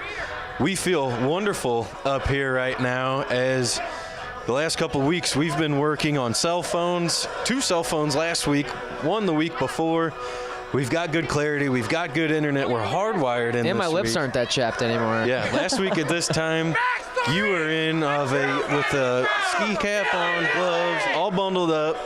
I was complaining because I was too cold and too dumb to bring anything warm with me. I'm in a t-shirt tonight. We have no wind. This is great. This is a lot of fun. We were just talking about everything that we've got planned for the future, and we could have some fun stuff here next year with us. Yeah, Coach or Mr. T. Nickerson back here. We've been talking about getting some more cameras maybe next year, end zone cameras, shot clock cameras, and then maybe having a little sideline reporter. We're going to do a lot more stuff next year, hopefully. So I'm excited for it. So as always, we will do our senior spotlight this year with our final 4 seniors of, I believe it was 13 seniors this year, something like that. So our first senior of the year is Oliver Schrader. Oliver has played for 4 years. His team goal, he wanted to go undefeated this year with everyone getting some playing time. Personally, he'd like to get a couple touchdowns and get 50 tackles. Plans after high school, he wants to go to college, but he is undecided at this point. Fishing includes hobbies and hanging with the boys. Before a game, he likes to see how to adapt to the upcoming game by watching the film. His superstitions, he has to wear blue socks or we will lose. So we'll have to give a little sock check here when we get back into the action. His favorite CHS football memory was going undefeated until the playoffs his junior year last year. That's Oliver Schrader. Next senior, Mason Kohlenberger. He's played football for 12 years. He wanted to go 6-0 this year and have fun with his teammates and have a good time. Personally, he'd like to score a touchdown and play well on the line. Plans after high school, he's not sure yet. He's still looking at his options. That's all right, bud. I've been graduated for 10 years and I'm still not sure what I want to do. Hobbies include hanging with his friends, playing sports, going to the gym. Before a game, he watches the people playing and what they are going to be doing. Superstitions. No matter what you do, don't look at the weather app. I wear the same undershirt every game because it's lucky. I agree, don't look at the weather app. We've been doing that all night, so sorry, Mason. Yeah. His favorite CHS memory, the bus rides home after away games. Mason Kohlenberger. Up next, we have Aaron Tutrain. All 4 years in high school, 7 years of Blue Jays, so been playing for 11 years. His team goal was to go undefeated and have fun doing so. Personal goal, catch 2 touchdowns and have 3 interceptions. I believe he's got 1 touchdown. He's had a lot of opportunities tonight, so he might be able to sneak 1 more in. After high school, he plans on attending Maryville University in actuarial science. Yeah. Not my type. I don't know what that is, but good luck in the future there, Aaron. Hobbies include racing and working on cars. Prep before a game, look at wide receivers' alignments and routes, along with speed on the other team. His superstitions include use the bathroom and eat Chick-fil-A. Favorite CHS menu, catching the first touchdown at the season sophomore year.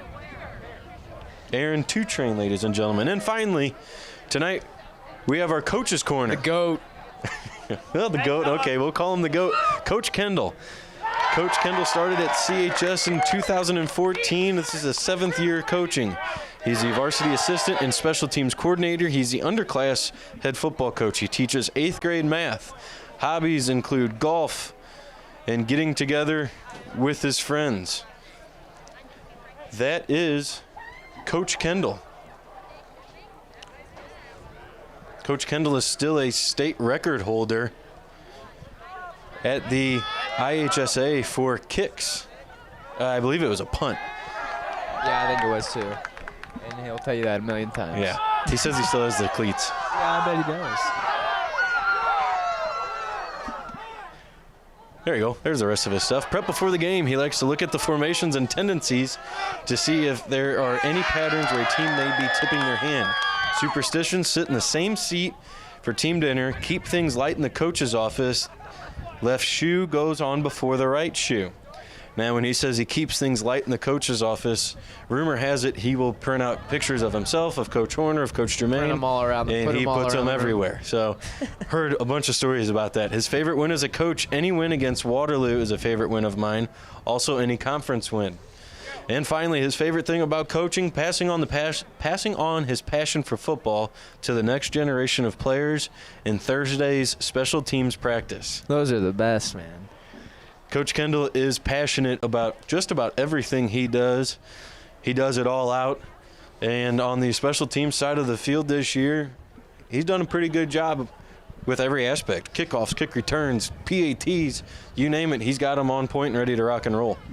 Yeah, one thing I would say we do need to work on the kickoff team is once we get down the field, finding the guy with the ball. Because I feel like we always fly down the field way too fast, and then the guy with the ball is already running right past us. So, but yeah, great job to Coach Kendall of getting all of his special teams guys ready.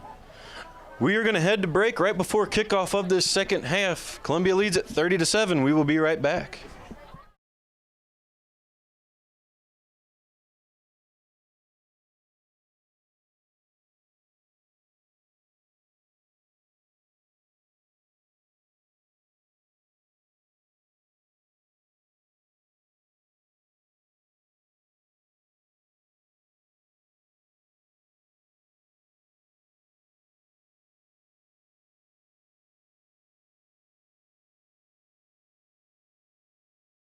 You are watching Columbia Eagles football live.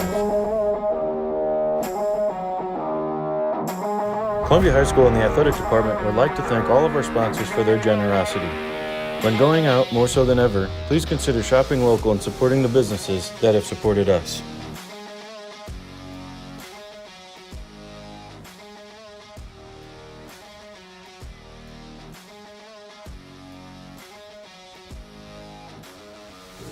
Get ready, Eagles fans.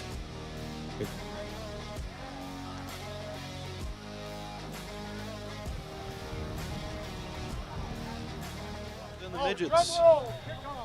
Ball just fell off the tee with how windy it is. Freeburg will be kicking with the wind to their back. So you've got McConaughey and Little set up at the 25-yard line. Freeburg will send it deep, and it will be recovered by McConaughey at the 30, where he will just take a knee. Not really sure what that was about. I'd like to see McConaughey take the football back. Maybe Coach Horner wants to see if he can get himself a good full sustained drive here with his offense and maybe run some more clock out in this third quarter, get a good score, and keep this lead going. So the Eagles offense will take over at the 29-yard line.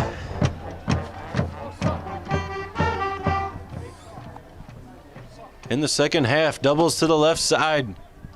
Running back left, going to turn around, hand the ball off to McConaughey, who's going to go up the middle. He's going to make two men miss, and he's going to be drugged down He was hit at the line of scrimmage, and he was able to get out of the hands of the lineman, but he was tackled from behind by the guy that missed him initially at the line of scrimmage.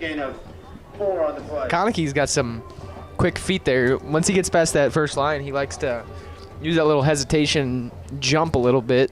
So he did a good job of making 2 guys miss there. Handoff once again. Once again for the Eagles, it's going to be a loss of 1 for the Eagles. McConaughey on the carry, loss of a yard on the play. Tackle by Caseburg.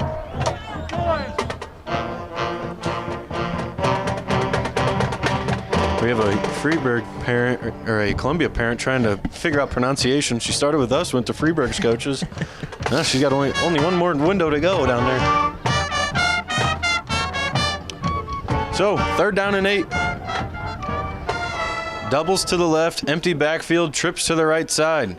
Going to be a fake handoff to London Little, where Dom's going to try to go up the middle. He's going to gain a yard, and that's it. I don't know if I like that start out of the Eagles offense. Yeah, that brings up a 4th down now, and definitely going to have to punt this ball away. You don't want to force anything, give Freeburg good field position. So, but yeah, not a really good start there by Columbia's offense coming out of halftime, punting it away after a short drive, no first down, only picked up 2-3 yards. Wibb will be kicking into the wind this time. Low snap, he gets it off, or he gets a handle of it, and he gets a booming kickoff. It's going to land at the 33, going to give a great Columbia bounce, and it will be downed at the 27, where Freeburg's offense will take over. Good punt. Good job flipping field position there for the Eagles defense to come out onto the field after only giving up a 7 points rather, and really were stuck with bad field position there at the touchdown that they gave up. Yeah, so we'll see if Freeburg can come out here and get something going. First half, they didn't really have too many big plays that happened. They had I'll say after this play. Going to be a pass play for Freeburg. He's got plenty of time in the pocket. Finally, he's able to get it off to his running back, where Wibb's going to get a hold of him. And a couple yards. Tugs for 5 yards, and it's going to be good for a first down, Freeburg. 11 yards on the play. Still down 30-7. Freeburg's fans over there, they're staying in it, and they're staying loud. I can hear them through the window here. Going to go tempo again for Freeburg and take a snap, hand it off, and it's going to be muffed a little bit. Throws the timing off, and it's going to be a loss of 2 for the Midgets. Lucas Stone on the carry, loss of a yard on the play. And there hasn't been much space for the running back or quarterback for Freeburg tonight inside the tackles. Colin Berger, Dawson Sukup, Garrett Polcher doing a great job. Koenigstein also doing a great job of getting in the backfield as the ball was snapped before everybody moved, so it looks like it's going to be a false start on the offense. It's going to be a 5-yard penalty, and they're going to replay 2nd down, bring up about a 2nd and 15. Brings up 2nd down and 16. Not too many times do you see that. Usually it's a false start by everybody but the center. Yeah. Very rarely does the center snap it and nobody else moves. Columbia going to have their defensive end standing up. They're going to send McLaren on a blitz. They're going to get to the quarterback, but he's going to get it off.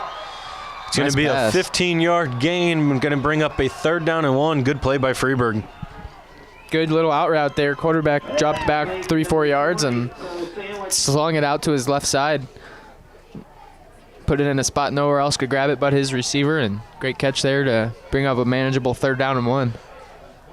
3rd down and 1 from the 47. Going to be another low snap. Going to be handed off, and it's going to be short of a first down. Great job, Eagles defense, swarming to the football and not allowing a first down there for the Midgets. Looked like Adam Webemeyer was in there, and Mason Kohlberger as well. So great job of getting in the backfield to lose 2 or 3 yards to bring up a 4th down. Big play there by Adam Webemeyer. Watch the football defense. Going to be a snap, going to be a pass play. Quarterback's going to look to the right side. He's going to have to run. He's going to get – he's going to fumble the football. Now he fumbles it forward. Yeah, that should be our possession then. Right? Should be our possession. If he fumbles it forward, or even if he threw it, even if he threw it, it's an incomplete pass. I don't understand what's happening here. They're calling a fumble forward, a first down, I guess.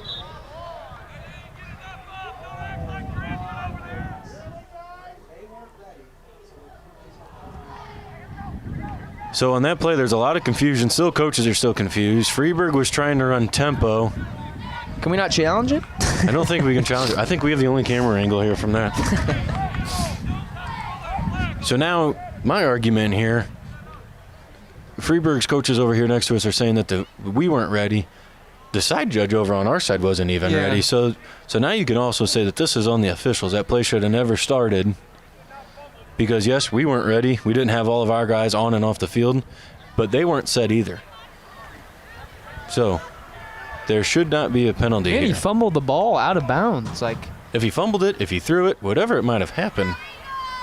Because we saw last week, whenever you fumble into the end zone, it's a touchback. If the other team gets a football. So if you fumble forward for a first down and then it goes out of bounds, I guess that's a first down. I don't know how, but... Pass play for Freeburg. This time it's going to be up in the air, and it's going to fall incomplete. Great pressure by the Eagles defense there. Coach Amsden's on the iPad at the sideline right now, and I guarantee you Coach Horner's asking for an email right now. He's going to send it to the officials. Coach Amsden's still looking at it. He's got Coach Horner looking over his shoulder now.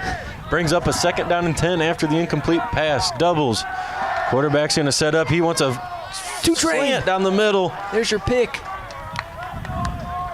I don't know if that was supposed to be a slant or a deep post. They had to cut it off short. They were really low. Ball's incomplete. Brings up 3rd down and 10 for the Midgets. 3rd down and 10. Ball at the Eagles' 49-yard line. Just under 8 minutes to go in this Week 4 matchup where the Eagles lead the Midgets 30-7. On a pretty dominant performance, Jared, you need to start thinking of the player of the game. I don't know who I'm going with at this point right now. Doubles to the right side, sniffer back right, roll out to the right. Got a man about 15, 20 yards deep, and he's going to catch it. He's going to make one man miss, and Maulding, and he's going to be tackled by Two-Train.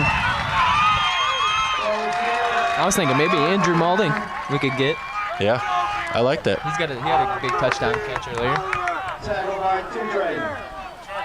Two-Train in on the tackle, but not after a big gain. Freeburg, once again, going tempo. Sending a man in motion. They're going to fake to the motion man, go up the middle with their big running back in Stone. He's going to keep his feet moving, and they've got momentum rolling right now. Good for about 9-yard carry. Look at Freeburg's coach over there. He's at the numbers trying to get the play in. Good for 9 yards, brings up a 2nd down and 1 from the 9. Trips to the left side, sniffer back left, running back left. Quarterback's going to just take it and run with it to the left. He's going to gain maybe 2 yards. So it'll be good for a 1st down and goal for the Midgets offense. Yeah, they're definitely in a nice tempo here. Freeburg offense just keeps running the ball, and Columbia defense is on their heels. 1st and goal for Freeburg from the 7-yard line. And they like just getting the ball in the quarterback's hands and running straight to the right or left side, as he's going to do the same thing again, run straight up the middle. Columbia's going to clog it up, maybe gain a yard. Range on the carry, picks up 2 yards on the play. Brings up about a 2nd and 7.5 from the 7-yard line. Tackled by Owen Brewer. Doubles to the left side, sniffer back right, running back right. Going to fake the jet sweep, going to go up the middle once again. They're going to gain 4, and the Columbia defense is going to drag them back to bring up a 3rd down and about 3. I don't know how big Stone is, but he runs downhill and he runs in a hurry. Yeah, and he puts his head down first, and I know you do not want to get in the middle of that if you're a linebacker or a defensive back. Quarterback's going to go right up the middle this time. He's not even going to worry about the running back, and he's going to get in for a Freeburg Midget touchdown.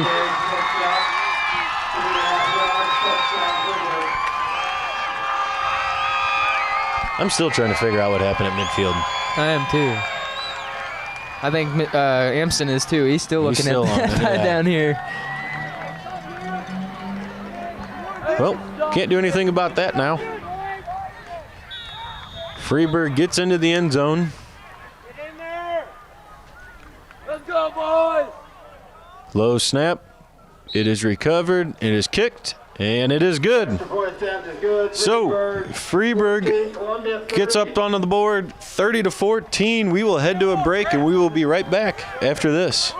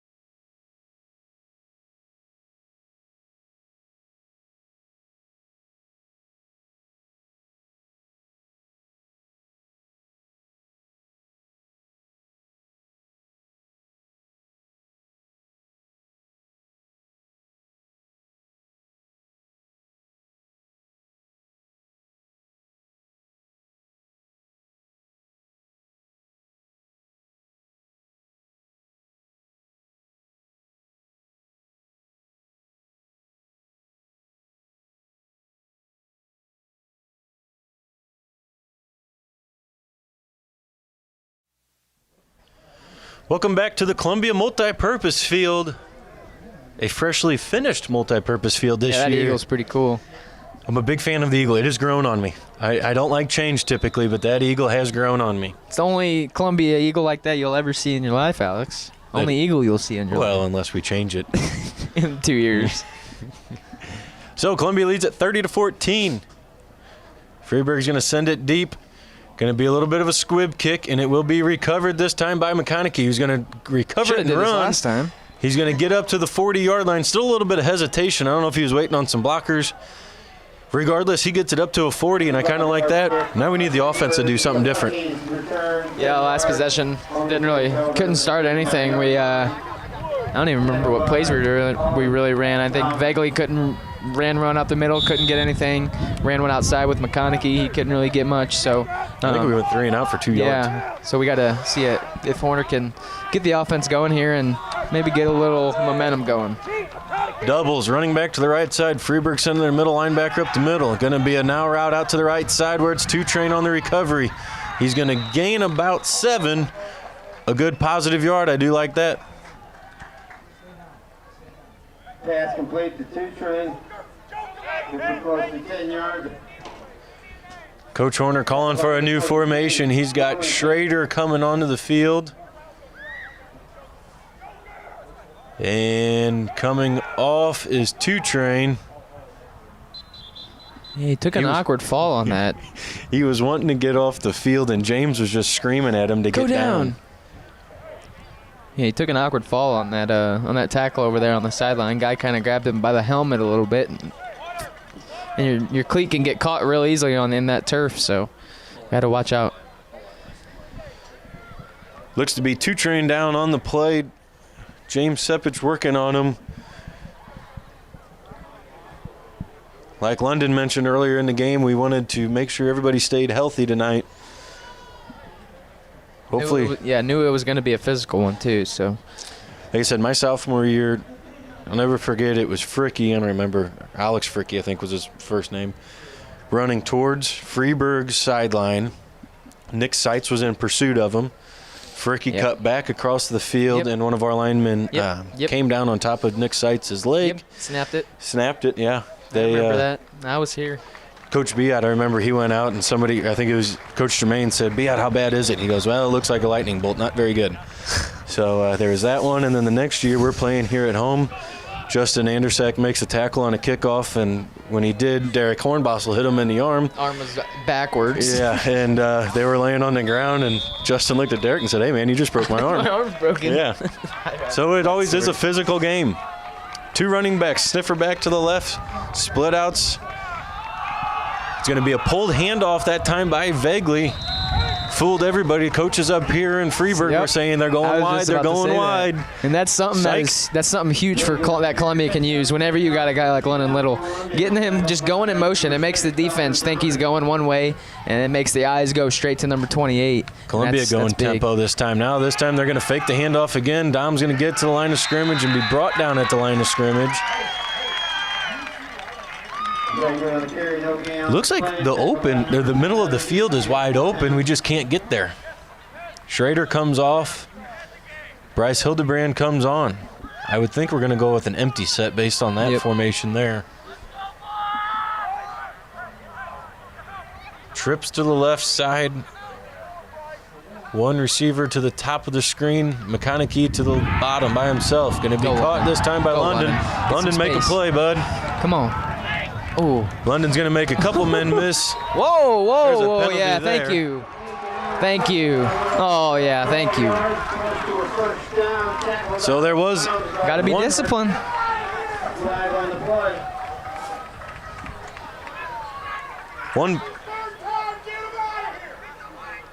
One penalty thrown, what would look to be a holding on the Eagles, and then after the play was over, another penalty flag thrown.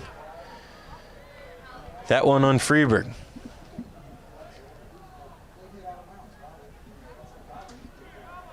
Holding was motioned. The official stopped. Somebody must have said something. Freeburg's players are pushing their guy back. So, holding on the Eagles. After the play, personal foul on the defense. I don't know what the slashing across the waist is. Penalties are offsetting. No, they're not offsetting. They should not offset. No.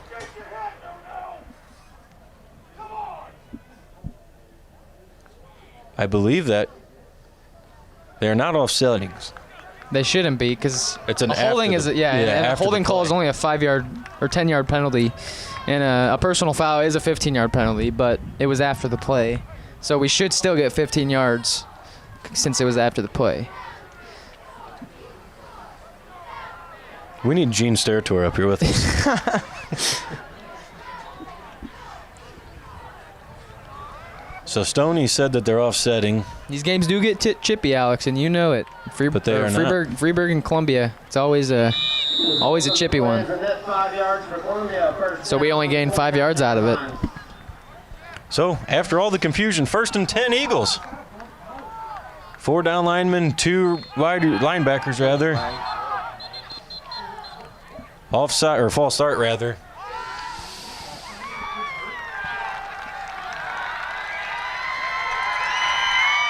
False start on the Eagles. Yeah, that's something you don't really want to see is some of these late whistles that could cause some injuries. I mean, there you had a linebacker coming full head of steam right at Dom Bagley, and you didn't hear that whistle till 2-3 seconds, not even milliseconds. That's why whenever you see he was there. NFL quarterbacks, they just throw it to the ground. Get rid of the football, you hear the whistle. And exactly. They're going to go after the football, not you. Trips to the left side, single receiver to the right. McConaughey, the running back, to the right. Gonna take a shot. Get a little slant route across the middle. Great job, Bryce Hildebrand. Hang on to the ball. Catch. Got a boy, Bryce. High ball there by Dom. Probably the only place it could have gone, and great job by Bryce going up, high pointing it, bringing it down. Good for 7 yards. A lot of guys are scared to go get that ball, too. Whenever you got a safety that's just waiting for you, sometimes you can have a little alligator arms. So great job by Bryce Hildebrand to go up and get that one and take the hit. Hildebrand in for 2 Train, who's over on the sideline with trainer James Sepich. Doubles this time, ball on the left hash. Pistol back is McConaughey. Going to be a muffed snap. McConaughey is going to fall on it. Going to be a loss of 6. Still in field goal range, I believe. It'd be about a 47-yarder right now, so maybe we're on the outskirts of it. I'd say try to get 5-6 yards. Get yourself in a little bit of better position if you need to get a field goal. Yeah, I feel like he could kick at least a 40-yarder.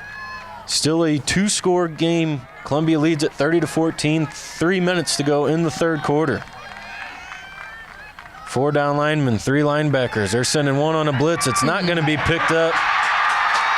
No time at all for quarterback Dominic Vagley to get it off, and it's going to be a big loss of 8 to bring up a 4th down and 20. No time.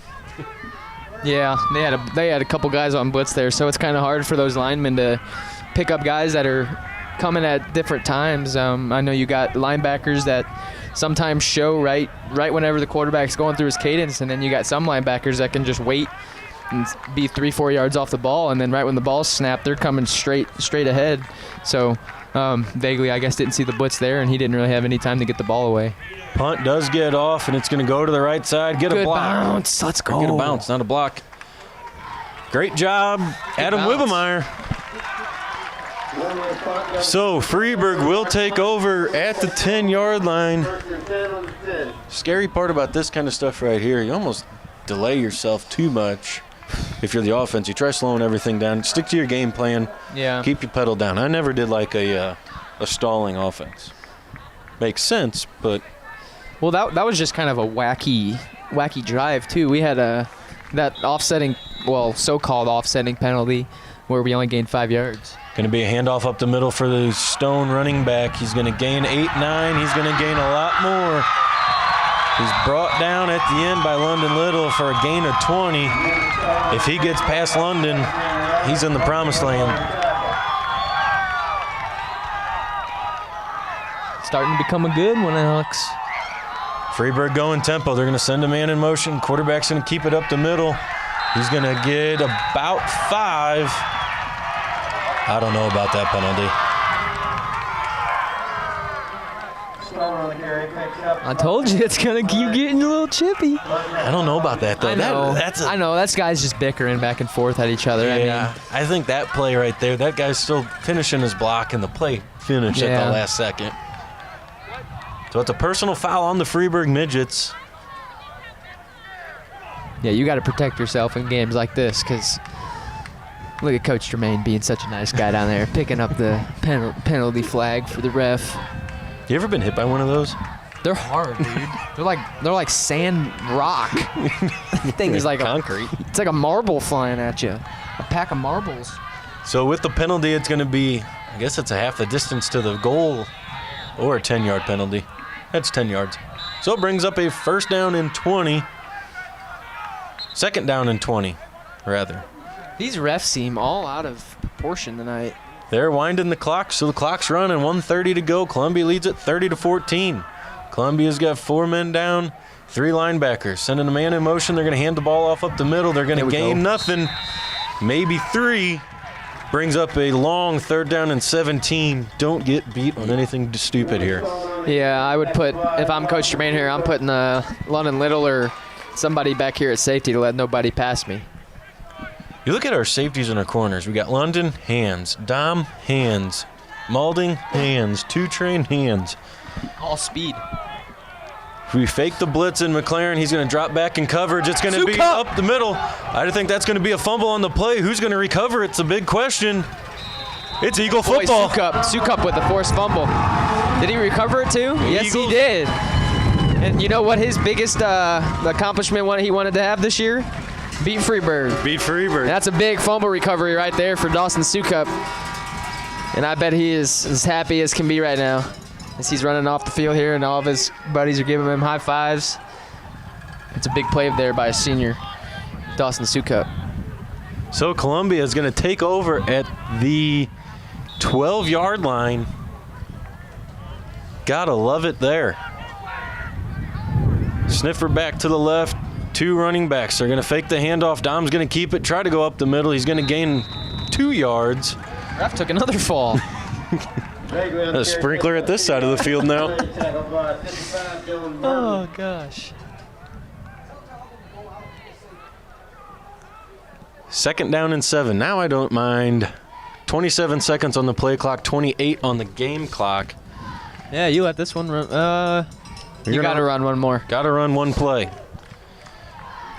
Same formation. This time London's going to be the motion man. They're going to hand the ball off to McConaughey, who's only going to gain a couple, if any, and brings up a 3rd down. So that'll do it for the 3rd quarter. Columbia's going to take a 30-14 lead into the 4th quarter. Don't go anywhere, ladies and gentlemen. Columbia doesn't get in the end zone here. We got a whole new ball game as Freeburg's starting to gain a little bit of momentum. We will be back with the 4th quarter after this.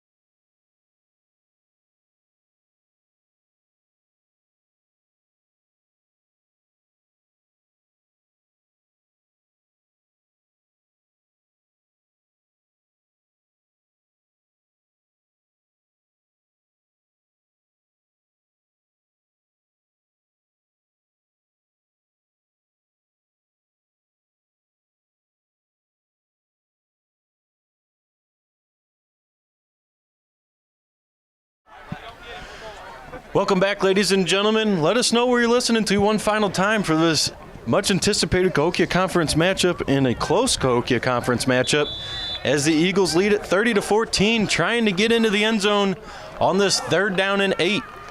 Trips to the right side, going to be a quick bubble route to London. He's going to have to spin out. He's not going to get anything. Maybe to the line of scrimmage. I don't know if that's Coach Horner taking it easy on that play or Well, didn't really have much of a chance. It's still a 2-possession game here, so when you bring out Adam Webemeyer, puts three more points up on the board here, you're going to be up 33-14, so you'll be up 19, which is 3 scores. But got to make it first. Clock keeps rolling. Clock is our friend. Come on. Saigon on for the hold. Jackson is your long snapper as usual, and they get him to jump. Jumped. We're going to get a little closer, huh? So now you're going to have a 4th and 5. Now Coach Horner's going to think about it, isn't he?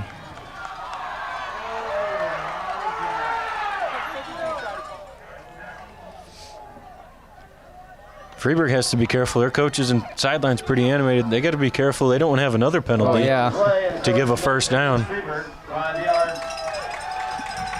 You know, in this rivalry, when we go to Freeburg, we say we get homered, and I'm sure Freeburg say the same thing. Another 15. Hey, there's another penalty. That's going to be a first down for the Eagles now. Coach Horner, you look over at our sideline. He's telling our guys to calm down. He's telling our guys to calm down. Unsportsmanlike conduct on Freeburg. So, Coach Horner, you got to keep control of your team right now. And you got to protect yourself too, because I know Freeburg is known for late hits and just having a nose out just for laying a hit on somebody. So now you got to keep your head on a swivel during the last 11 minutes of this game, because it could get a lot more chippier than it is. So now what's the penalty or the yardage here? We had a 4th and goal. Now it's 1st and goal from the 3, right? It's going to be a half a distance. 6 should be down. Yep. Half a distance to the goal. I'll take it, Alex. Alfie Longroff knows what's going on. 1st and goal from the 3. Put the ball game away, Eagles. Clock is going to roll, right? Get heavy in there. What? Oh, so it's 4th down. Well, I just said sportsmanlike isn't a personal foul, I guess, is an automatic first, but a sportsmanlike stays. I guess. So now we're going to have heavy into the game. Clock is rolling. 11 minutes to go. Play cock at 10. Probably going to burn a timeout here, and Coach Horner is going to talk about it with his team. Probably go to a break here, Alex, if you wanted to. Or we can stay here. It's a big, crucial point of the game. What are you going to do? We're going to stay here. I'm going to pick Jared Germain's mind. What are you doing here? I'm running heavy. I'm putting McConaughey or Lennon Little in the backfield. I'm trusting my offensive line. I'm saying, hey, all we need is a yard and not even. You need 3/4 of a yard. So I'm saying get behind that offensive line, and I'm trusting in McConaughey or London Little to get me a first down. I'm going dive weak. Dive weak? Everybody expects, so you had Dom keep it on the last play. Everybody expects to run to the right side, so I'm just going to hand it off right away. That play happens so quick. Yeah. You're taking your half step out, and you're handing it to your fullback, and they're going right up the middle. Like you said, you only need 3/4 of a yard. Why are you going to come back 5 yards to hand the ball off to run? And I think we do heavy power so good. So I know. That's the thing. Don't fix what's not broke? I guess not. I mean, when you have McConaughey and London Little, who can do so many great things, like we've said the past 4 weeks, I think if you say, hey, can you get me a yard? I think they're going to be able to get you a yard. But you know that Freeburg's going to probably blitz here and bring all the juice that they have. So, I mean, there's a lot of options here for Coach Horner on this 4th and 1. Definitely a crucial point in this game. If you score on this drive, that puts you up 3 scores, and it's definitely a tougher comeback. And if you don't score, you're pinning Freeburg's offense from the 3. But we're not going to talk about that. We're going to get in the end zone here. We are in heavy formation. Heavy formation. McConaughey in the backfield. Dominic Vagley under center. Is he going to do a hard count? He's going to take the handoff. He's going to hand it off to McConaughey. He's going to get into the end zone for a Columbia Eagles touchdown. Eagles.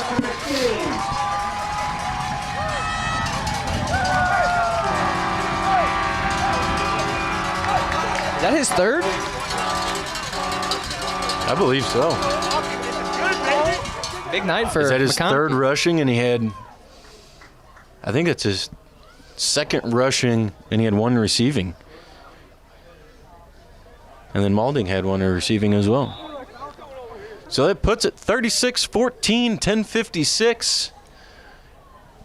The PAT from Wibby. Good snap, good hold, kick is up. Kick is good. So that makes it 37-14. We will head to a break one more time tonight with just under 11 minutes to go in the fourth quarter. We will be back after this.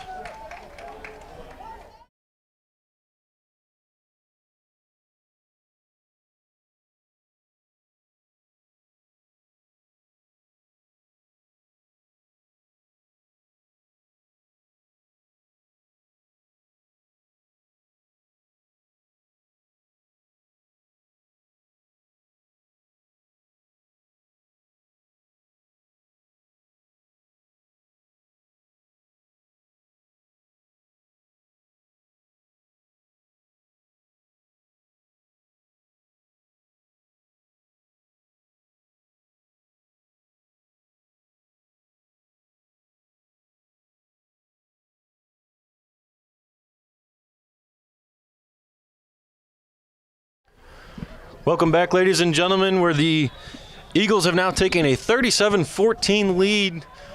I think one more stop and we might have ourselves a victory. Wibb's going to send it deep. Nope, he's going to squib it. Squib and Wibbin. And it's going to be touched by Freeburg twice. And it's going to be downed at the 24-yard line. I like that squib and Wibbin. After that touchdown there, the cheerleaders have now completed 125 push-ups for the night. No, I'll pump that out right for you now, right now, Alex. I'll pump 125 right now. The game will be over by the time you're done. Nah. Eagles defense comes out onto the field doing everything that they could tonight, stopping this Freeburg Midget offense that's put up 54, 52, and 35 points and stopping them to 14. Going to be a handoff up the middle for Stone, the big running back from Freeburg. He's going to gain about 4, where he's brought down by a bunch of Eagles, led by Oliver Schrader. There's been certain points in this game where Freeburg just gets in a certain tempo like they kind of are getting into now again. Quarterback's going to fake it to the wide receiver in motion, and he's going to keep it up the middle, still fighting for some yards. Gains about 3 yards on that play. Range on the carry, tackled by number 15, Colin McLaren. McLaren, you've heard his name quite a bit on the defensive side of the ball tonight, and that's pretty good to see from senior linebacker. Senior quarterback linebacker. Coach Amsden over here talking to an offensive lineman for the Eagles. Always coaching. Going to be a low snap. Bobbled at the snap. Throws the timing off, and it's going to be caught by Freeburg. No, there might have had a hand in it by Dominic Vagley, and he did. Great play, Dom, not giving up on the play. That's your quarterback, Alex. Both of those plays back-to-back are your two quarterbacks. And I don't think Coach Germain has been able to say that very much, because I know Coach Horner would not allow his quarterbacks in the past to play a lot of defense. So I bet Coach Germain's pretty happy to see his sophomore safety make that play there. 4th down and 3. Freeburg's got to go for it. 10 minutes to go in the game. He almost had him beat, too. He had to, gain about 3 or 4 yards on and snuck his hand in there and pulled the ball out. Doubles with a sniffer back right. Another low snap. Timing's off. Going to be a botched play, and they're going to get a first down out of it. Freeburg's going to have 15, 20, 30. 30-yard gain on the play. Oh, that's Did you see that? I see the ball rolling across the field. Yeah, the ref was asking for a ball, and he threw it right at his feet. Freeburg going tempo once again. When they get a big play, they go right up to the line of scrimmage. Doubles to the left side, running back right, sniffer back right. Quarterback takes a snap. He's looking deep. He's got everybody running verts. He's going to look to the deep. He's got a man there, and it's going to be tipped and fall incomplete. Little and Vaguely on defense. Pass intended for 84 Horner falls incomplete. Brings up 2nd down. Great camera work tonight by Jacob, and as always, Mr. Nickerson manning the controls behind us. We've got our own Wi-Fi hardwire. Yeah, it ain't even like, it's a hardwire. We ain't even on a phone or nothing this week, Alex. We are 2nd and 10, going to be a handoff up the middle. Going to be sniffed out by a lineman. Sukup. Sukup on the play. Is that 75? Or is that Stone on the carry, picks up about 60, 65? 65 Oh, is that Brewer? Yep. Owen Brewer. Those black unis, they're kind of tough to see the numbers, too. Owen Brewer coming in at 6'1", 215. Going to be a blitz by McLaren. He's going to force a quick pass, and it's going to be brought down London Little for a loss of 2. 4th down and 10. That's just a simple old fake play action pass and a little screen pass to the left side there. And London did a great job of sniffing it out right from the beginning. Jumped right on it, knew what his receiver was doing, coming back straight to the ball and made the tackle. Defense have played a great game so far. Keep it going. 4th down and 10. Quarterback's going to take it. Look to the right side, and it's going to fall incomplete. And it's a turnover on downs for the Eagles defense. Bend don't break, baby. They didn't break there. You get a big stop, you get a big turnover on downs, and everybody walks off the field. Oh, it drives me nuts. Defense just walks by the offense, and the offense walks by the defense. Yeah, if I'm that offense, I'm running out there on the field ready to put this game away. Have some urgency. Running the ball, and I'm ready to run this clock down and send them home. So the Eagles offense will take over. 8 minutes, 52 seconds remaining in the 4th quarter. Heavy formation from the 38-yard line. Vaguely under center, London Little, the split-out receiver by himself. Turns around, hands the ball off to McConaughey, who gets hit behind the line of scrimmage, keeps his feet moving, keeps the play alive, and gains 3. Good first step there. Great vision to take the first guy and just get rid of him. He was in the backfield right whenever McConaughey got the ball and turned a negative 2-yard into a 3-yard gain. Clock is our friend at this time, 8:30 remaining. I imagine these next couple plays will take place around 5 seconds or fewer on the play clock. Kind of quiet right now, Alex. Kind of quiet is an understatement. Student section is gone. Yep. Under center once again, 3 seconds on the play clock. We get the snap off, hand it off to McConaughey, who's going to get to the outside, who's getting held on to, and he's not going to be able to get out of the grasp. Still driving his little feet, though. Number 54 there might have had a finger on him, and that was about it. 3 yards on the play. Tackled by Dylan Burton. Number 55, he has been everywhere tonight. I think that was Woodham. He's been all over the field on this side of making he looks plays. wore out. You can tell by the way he got up on that last tackle. But good job by McConaughey to just keep his feet running there on that last one. 3rd down and 4. Ooh. Vaguely goes up to center, under center. Tries to make him jump, but Freeburg doesn't. Under 10 seconds to go now in the play clock. Turns around, hands the ball off to McConaughey up the middle. He's got to grab. He's got to make one man miss. He spins out of a tackle. 10, 25-yard gain on the play. 1st down, Eagles. And just like we said, if you give him a little bit of space, he can hit a hole, and he's got quick enough legs to get explosiveness down the field, and that's what he did right there. Had one guy to beat, and he kind of grabbed him by the shoulder and slowed him down a little bit and let 2 Freeburg guys catch up to him. But a good 20, 25-yard gain by McConaughey. If you're Dominic Vaguely, no, you're not the senior in the huddle, but you got to take over and tell the guys, hey, let's get going. We got a chance to put this game away. 6 minutes, 40 seconds remaining in the game. Gets a snap off with 1 second to go. McConaughey runs to the outside. A good stalk block by London. That's going to get us another Columbia Eagles 1st down into the red zone. He's feeling himself right now. So now do we go with McConaughey for the player of the game interview? Oh, I know. That's a good one. He's got 3 touchdowns, I believe. 2 on the run and 1 through the air. I believe that's what it is. So McConaughey's going to come off. Malding's going to come on. How about we see Sukup get a little heavy running back here? So right now we are in debate between Sukup, whose goal was to beat Freeburg this year. And then that big fumble recovery down here whenever Freeburg had a chance to go down and cut it to a 1-score game. Under center, It's going to be a false start on Columbia. Gosh darn it. Oliver Schrader was wanting to get going, and Dom just held off a second too late. So it's going to bring a first down and 15. London is your running back now with McConaughey off on the sideline. If all he's doing is catching a breather, he deserves it.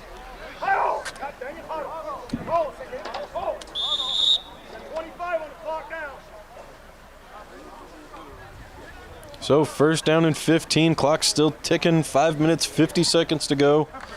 37-14. Let's take a shot here. No, I'm just kidding. Now let's keep it on the ground. Oh, yeah. Keep that clock running.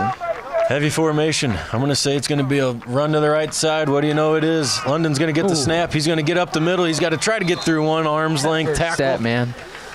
And he's going to gain 10. You can't teach that first step. No. There's a difference between quick and being fast. Yeah. Some guys are quick, some guys are fast, and then there's guys like London, quick and fast. And he's just got great vision, great feet. His vision is probably one of the greatest I've seen watching high school football, because he sees the field so well, and he just knows where he wants to get at, and he knows he can get there at any point in time. Second down and 5 from the 15. Eagles trying to run out the clock and get this ever-important victory over Freeburg. Turn around, hand the ball off to London Little. Got the vision, got the first down, it looks like. Maybe a yard short. And the patience. London Little on the carry picks up 5 yards, just short of a first down. Tackled by Colin Coleman. Brings up a third down and 1. We'd like to thank you all for listening.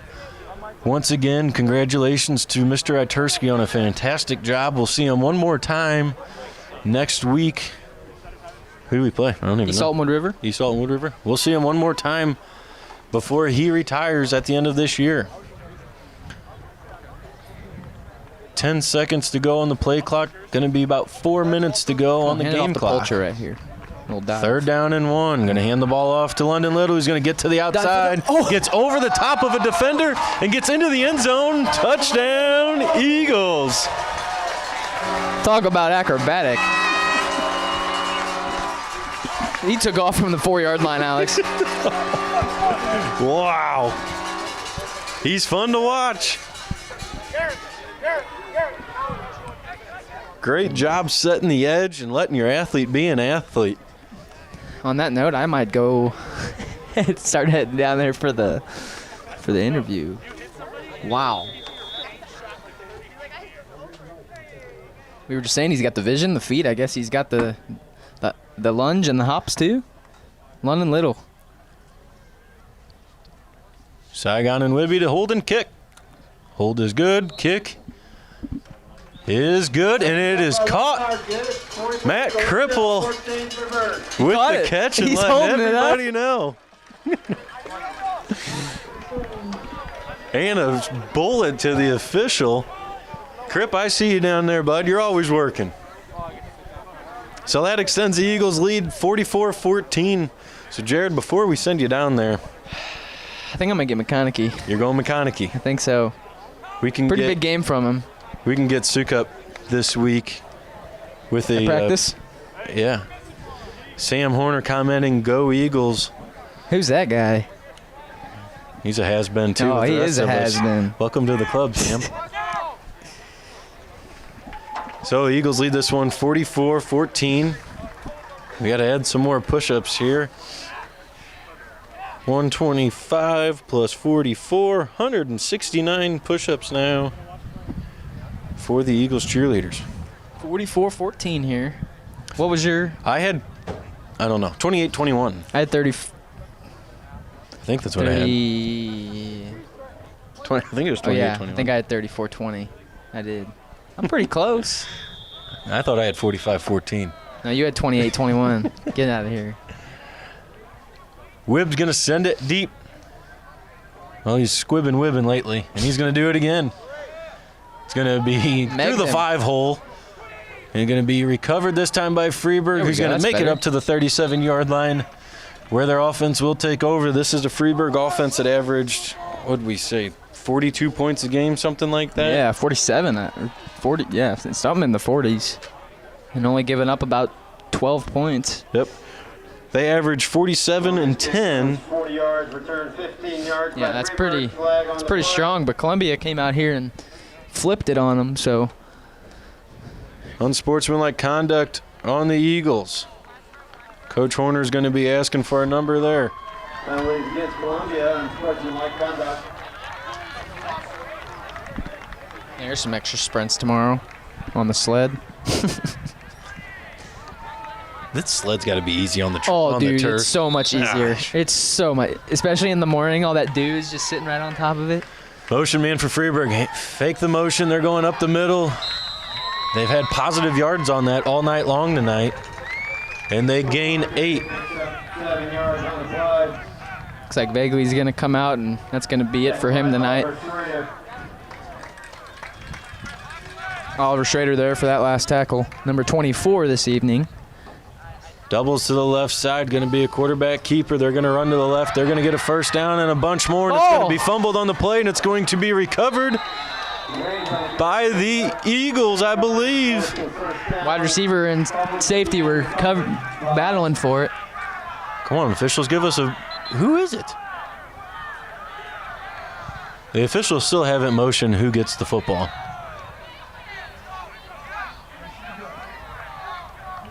Recovered by Freeburg. Nope, they're going to say he was down. No fumble on the play. Oh, really? I think I agree with that, though. Really? Yeah, I don't know. I think he was down. No, because I think he tackled him and he brought him on top of his body. That could have been. And his body didn't hit the ground yet. Going to be a pass play. They're looking deep down the middle of the field, and it's going to be tipped. Oh, that ref almost took another fall. Tipped and incomplete. That's his third time. Guy's taking a beating back there. He needs to go buy himself a lottery ticket after this game because all those players have been so close to just knocking him over, and he's felled twice. Second down and 10 for the Midgets offense. Sending a motion man once again. They're going to fake the motion, go up the middle. Going to be sniffed out by the Eagles linebacker, I believe. Can't see a number, but it was a linebacker. I think that's Schrader. Tackled by Brennan Wheat. Nope, they're giving the tackle to Brennan Week.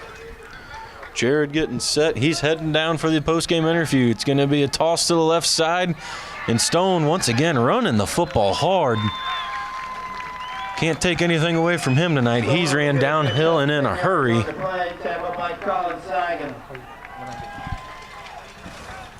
Brought down on the play by Seigan.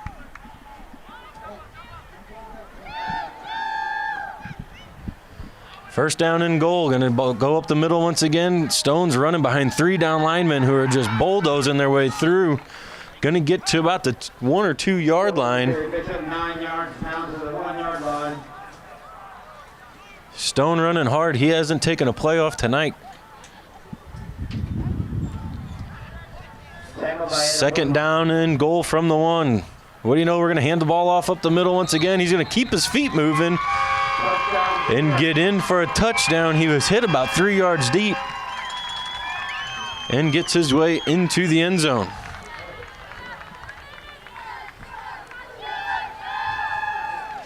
I just heard the guys over in the PA area saying he is 5'10", 200 pounds, and he is a bowling ball of a running back.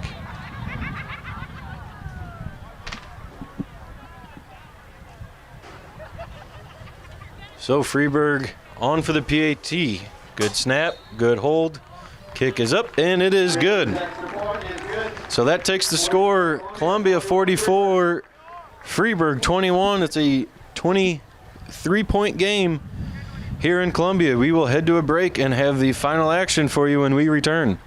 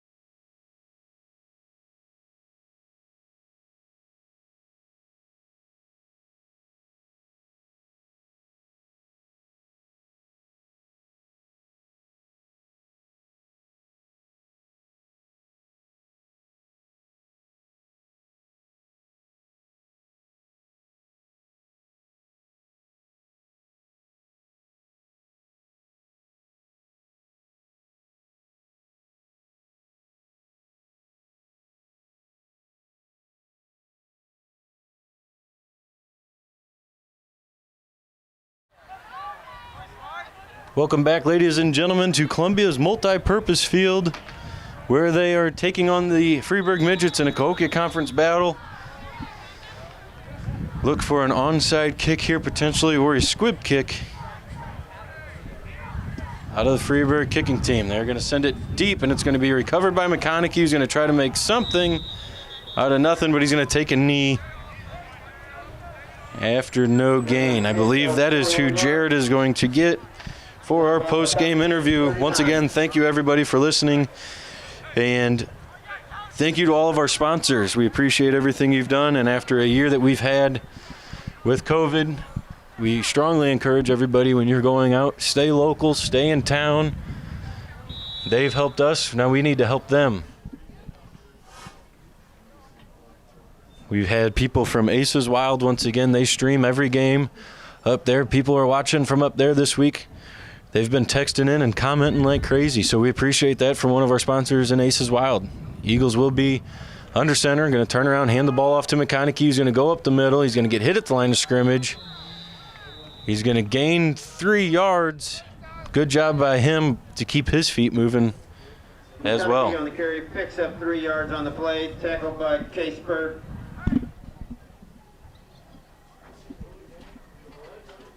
1 minute, 30 seconds remaining in the ball game. Columbia might even be able to get into heavy here for the last 2 plays. I'm not really sure.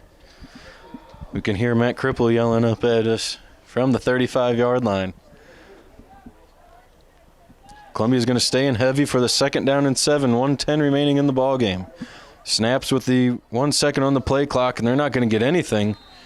They're going to get back to the original line of scrimmage, and that's it for a loss of 3 on the play.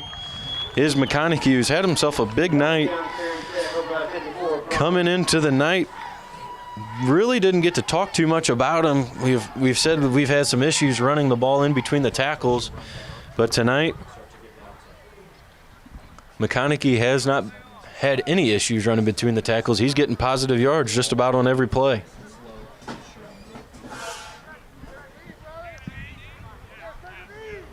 Third down and 10. Dominic Vegley will be in victory formation, the greatest formation in sports. And that will be it. Columbia takes a knee. That's the end of the game. Columbia 44, Freeburg 21. 3 rounds of applause for the Columbia Eagles. So that'll do it. The final 10 seconds will tick off as Columbia will win this one. 44-21. Improved to 4-0 or 3-1 rather on the season.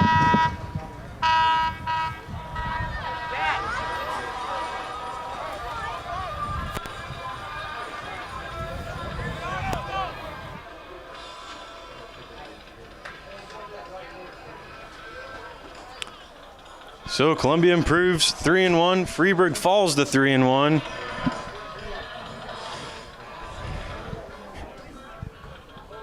Jared is down with McConaughey getting everything set up as the team splits over to the 35-yard line for the post-game interview. Yeah, I got you, Jared.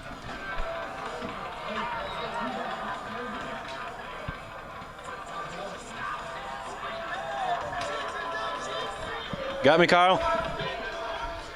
Hey, good game tonight. Hadn't got to talk to you much this year, talk about you much this year. I've had some trouble running in between the tackles, but tonight didn't seem to be an issue. Once you had a steam, you were able to get a bunch of yards tonight. They were pushing people back, and I just happened to find some holes and got some good yardage. Absolutely. 1 touchdown coming into tonight, 2 on the ground for you, 1 through the air. That play that you made in the air on the touchdown over in the corner, that was a heck of an athletic play. Yeah, thank you. We just put that in today.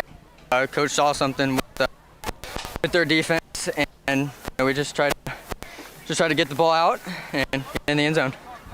So was this a game that you had scheduled on your schedule, or circled rather, on your schedule this year? You always want to beat Waterloo, and you always want to beat Freeburg. Are you the same way in the same thought process as I am?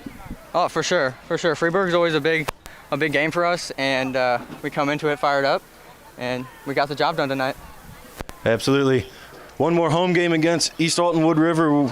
Enjoy tonight's victory. Get ready for next week's big game and close the season out on a high note. Good job this evening. Thanks, son. That was Kyle McConaughey on tonight's Player of the Game interview after the Eagles win this one 44-21.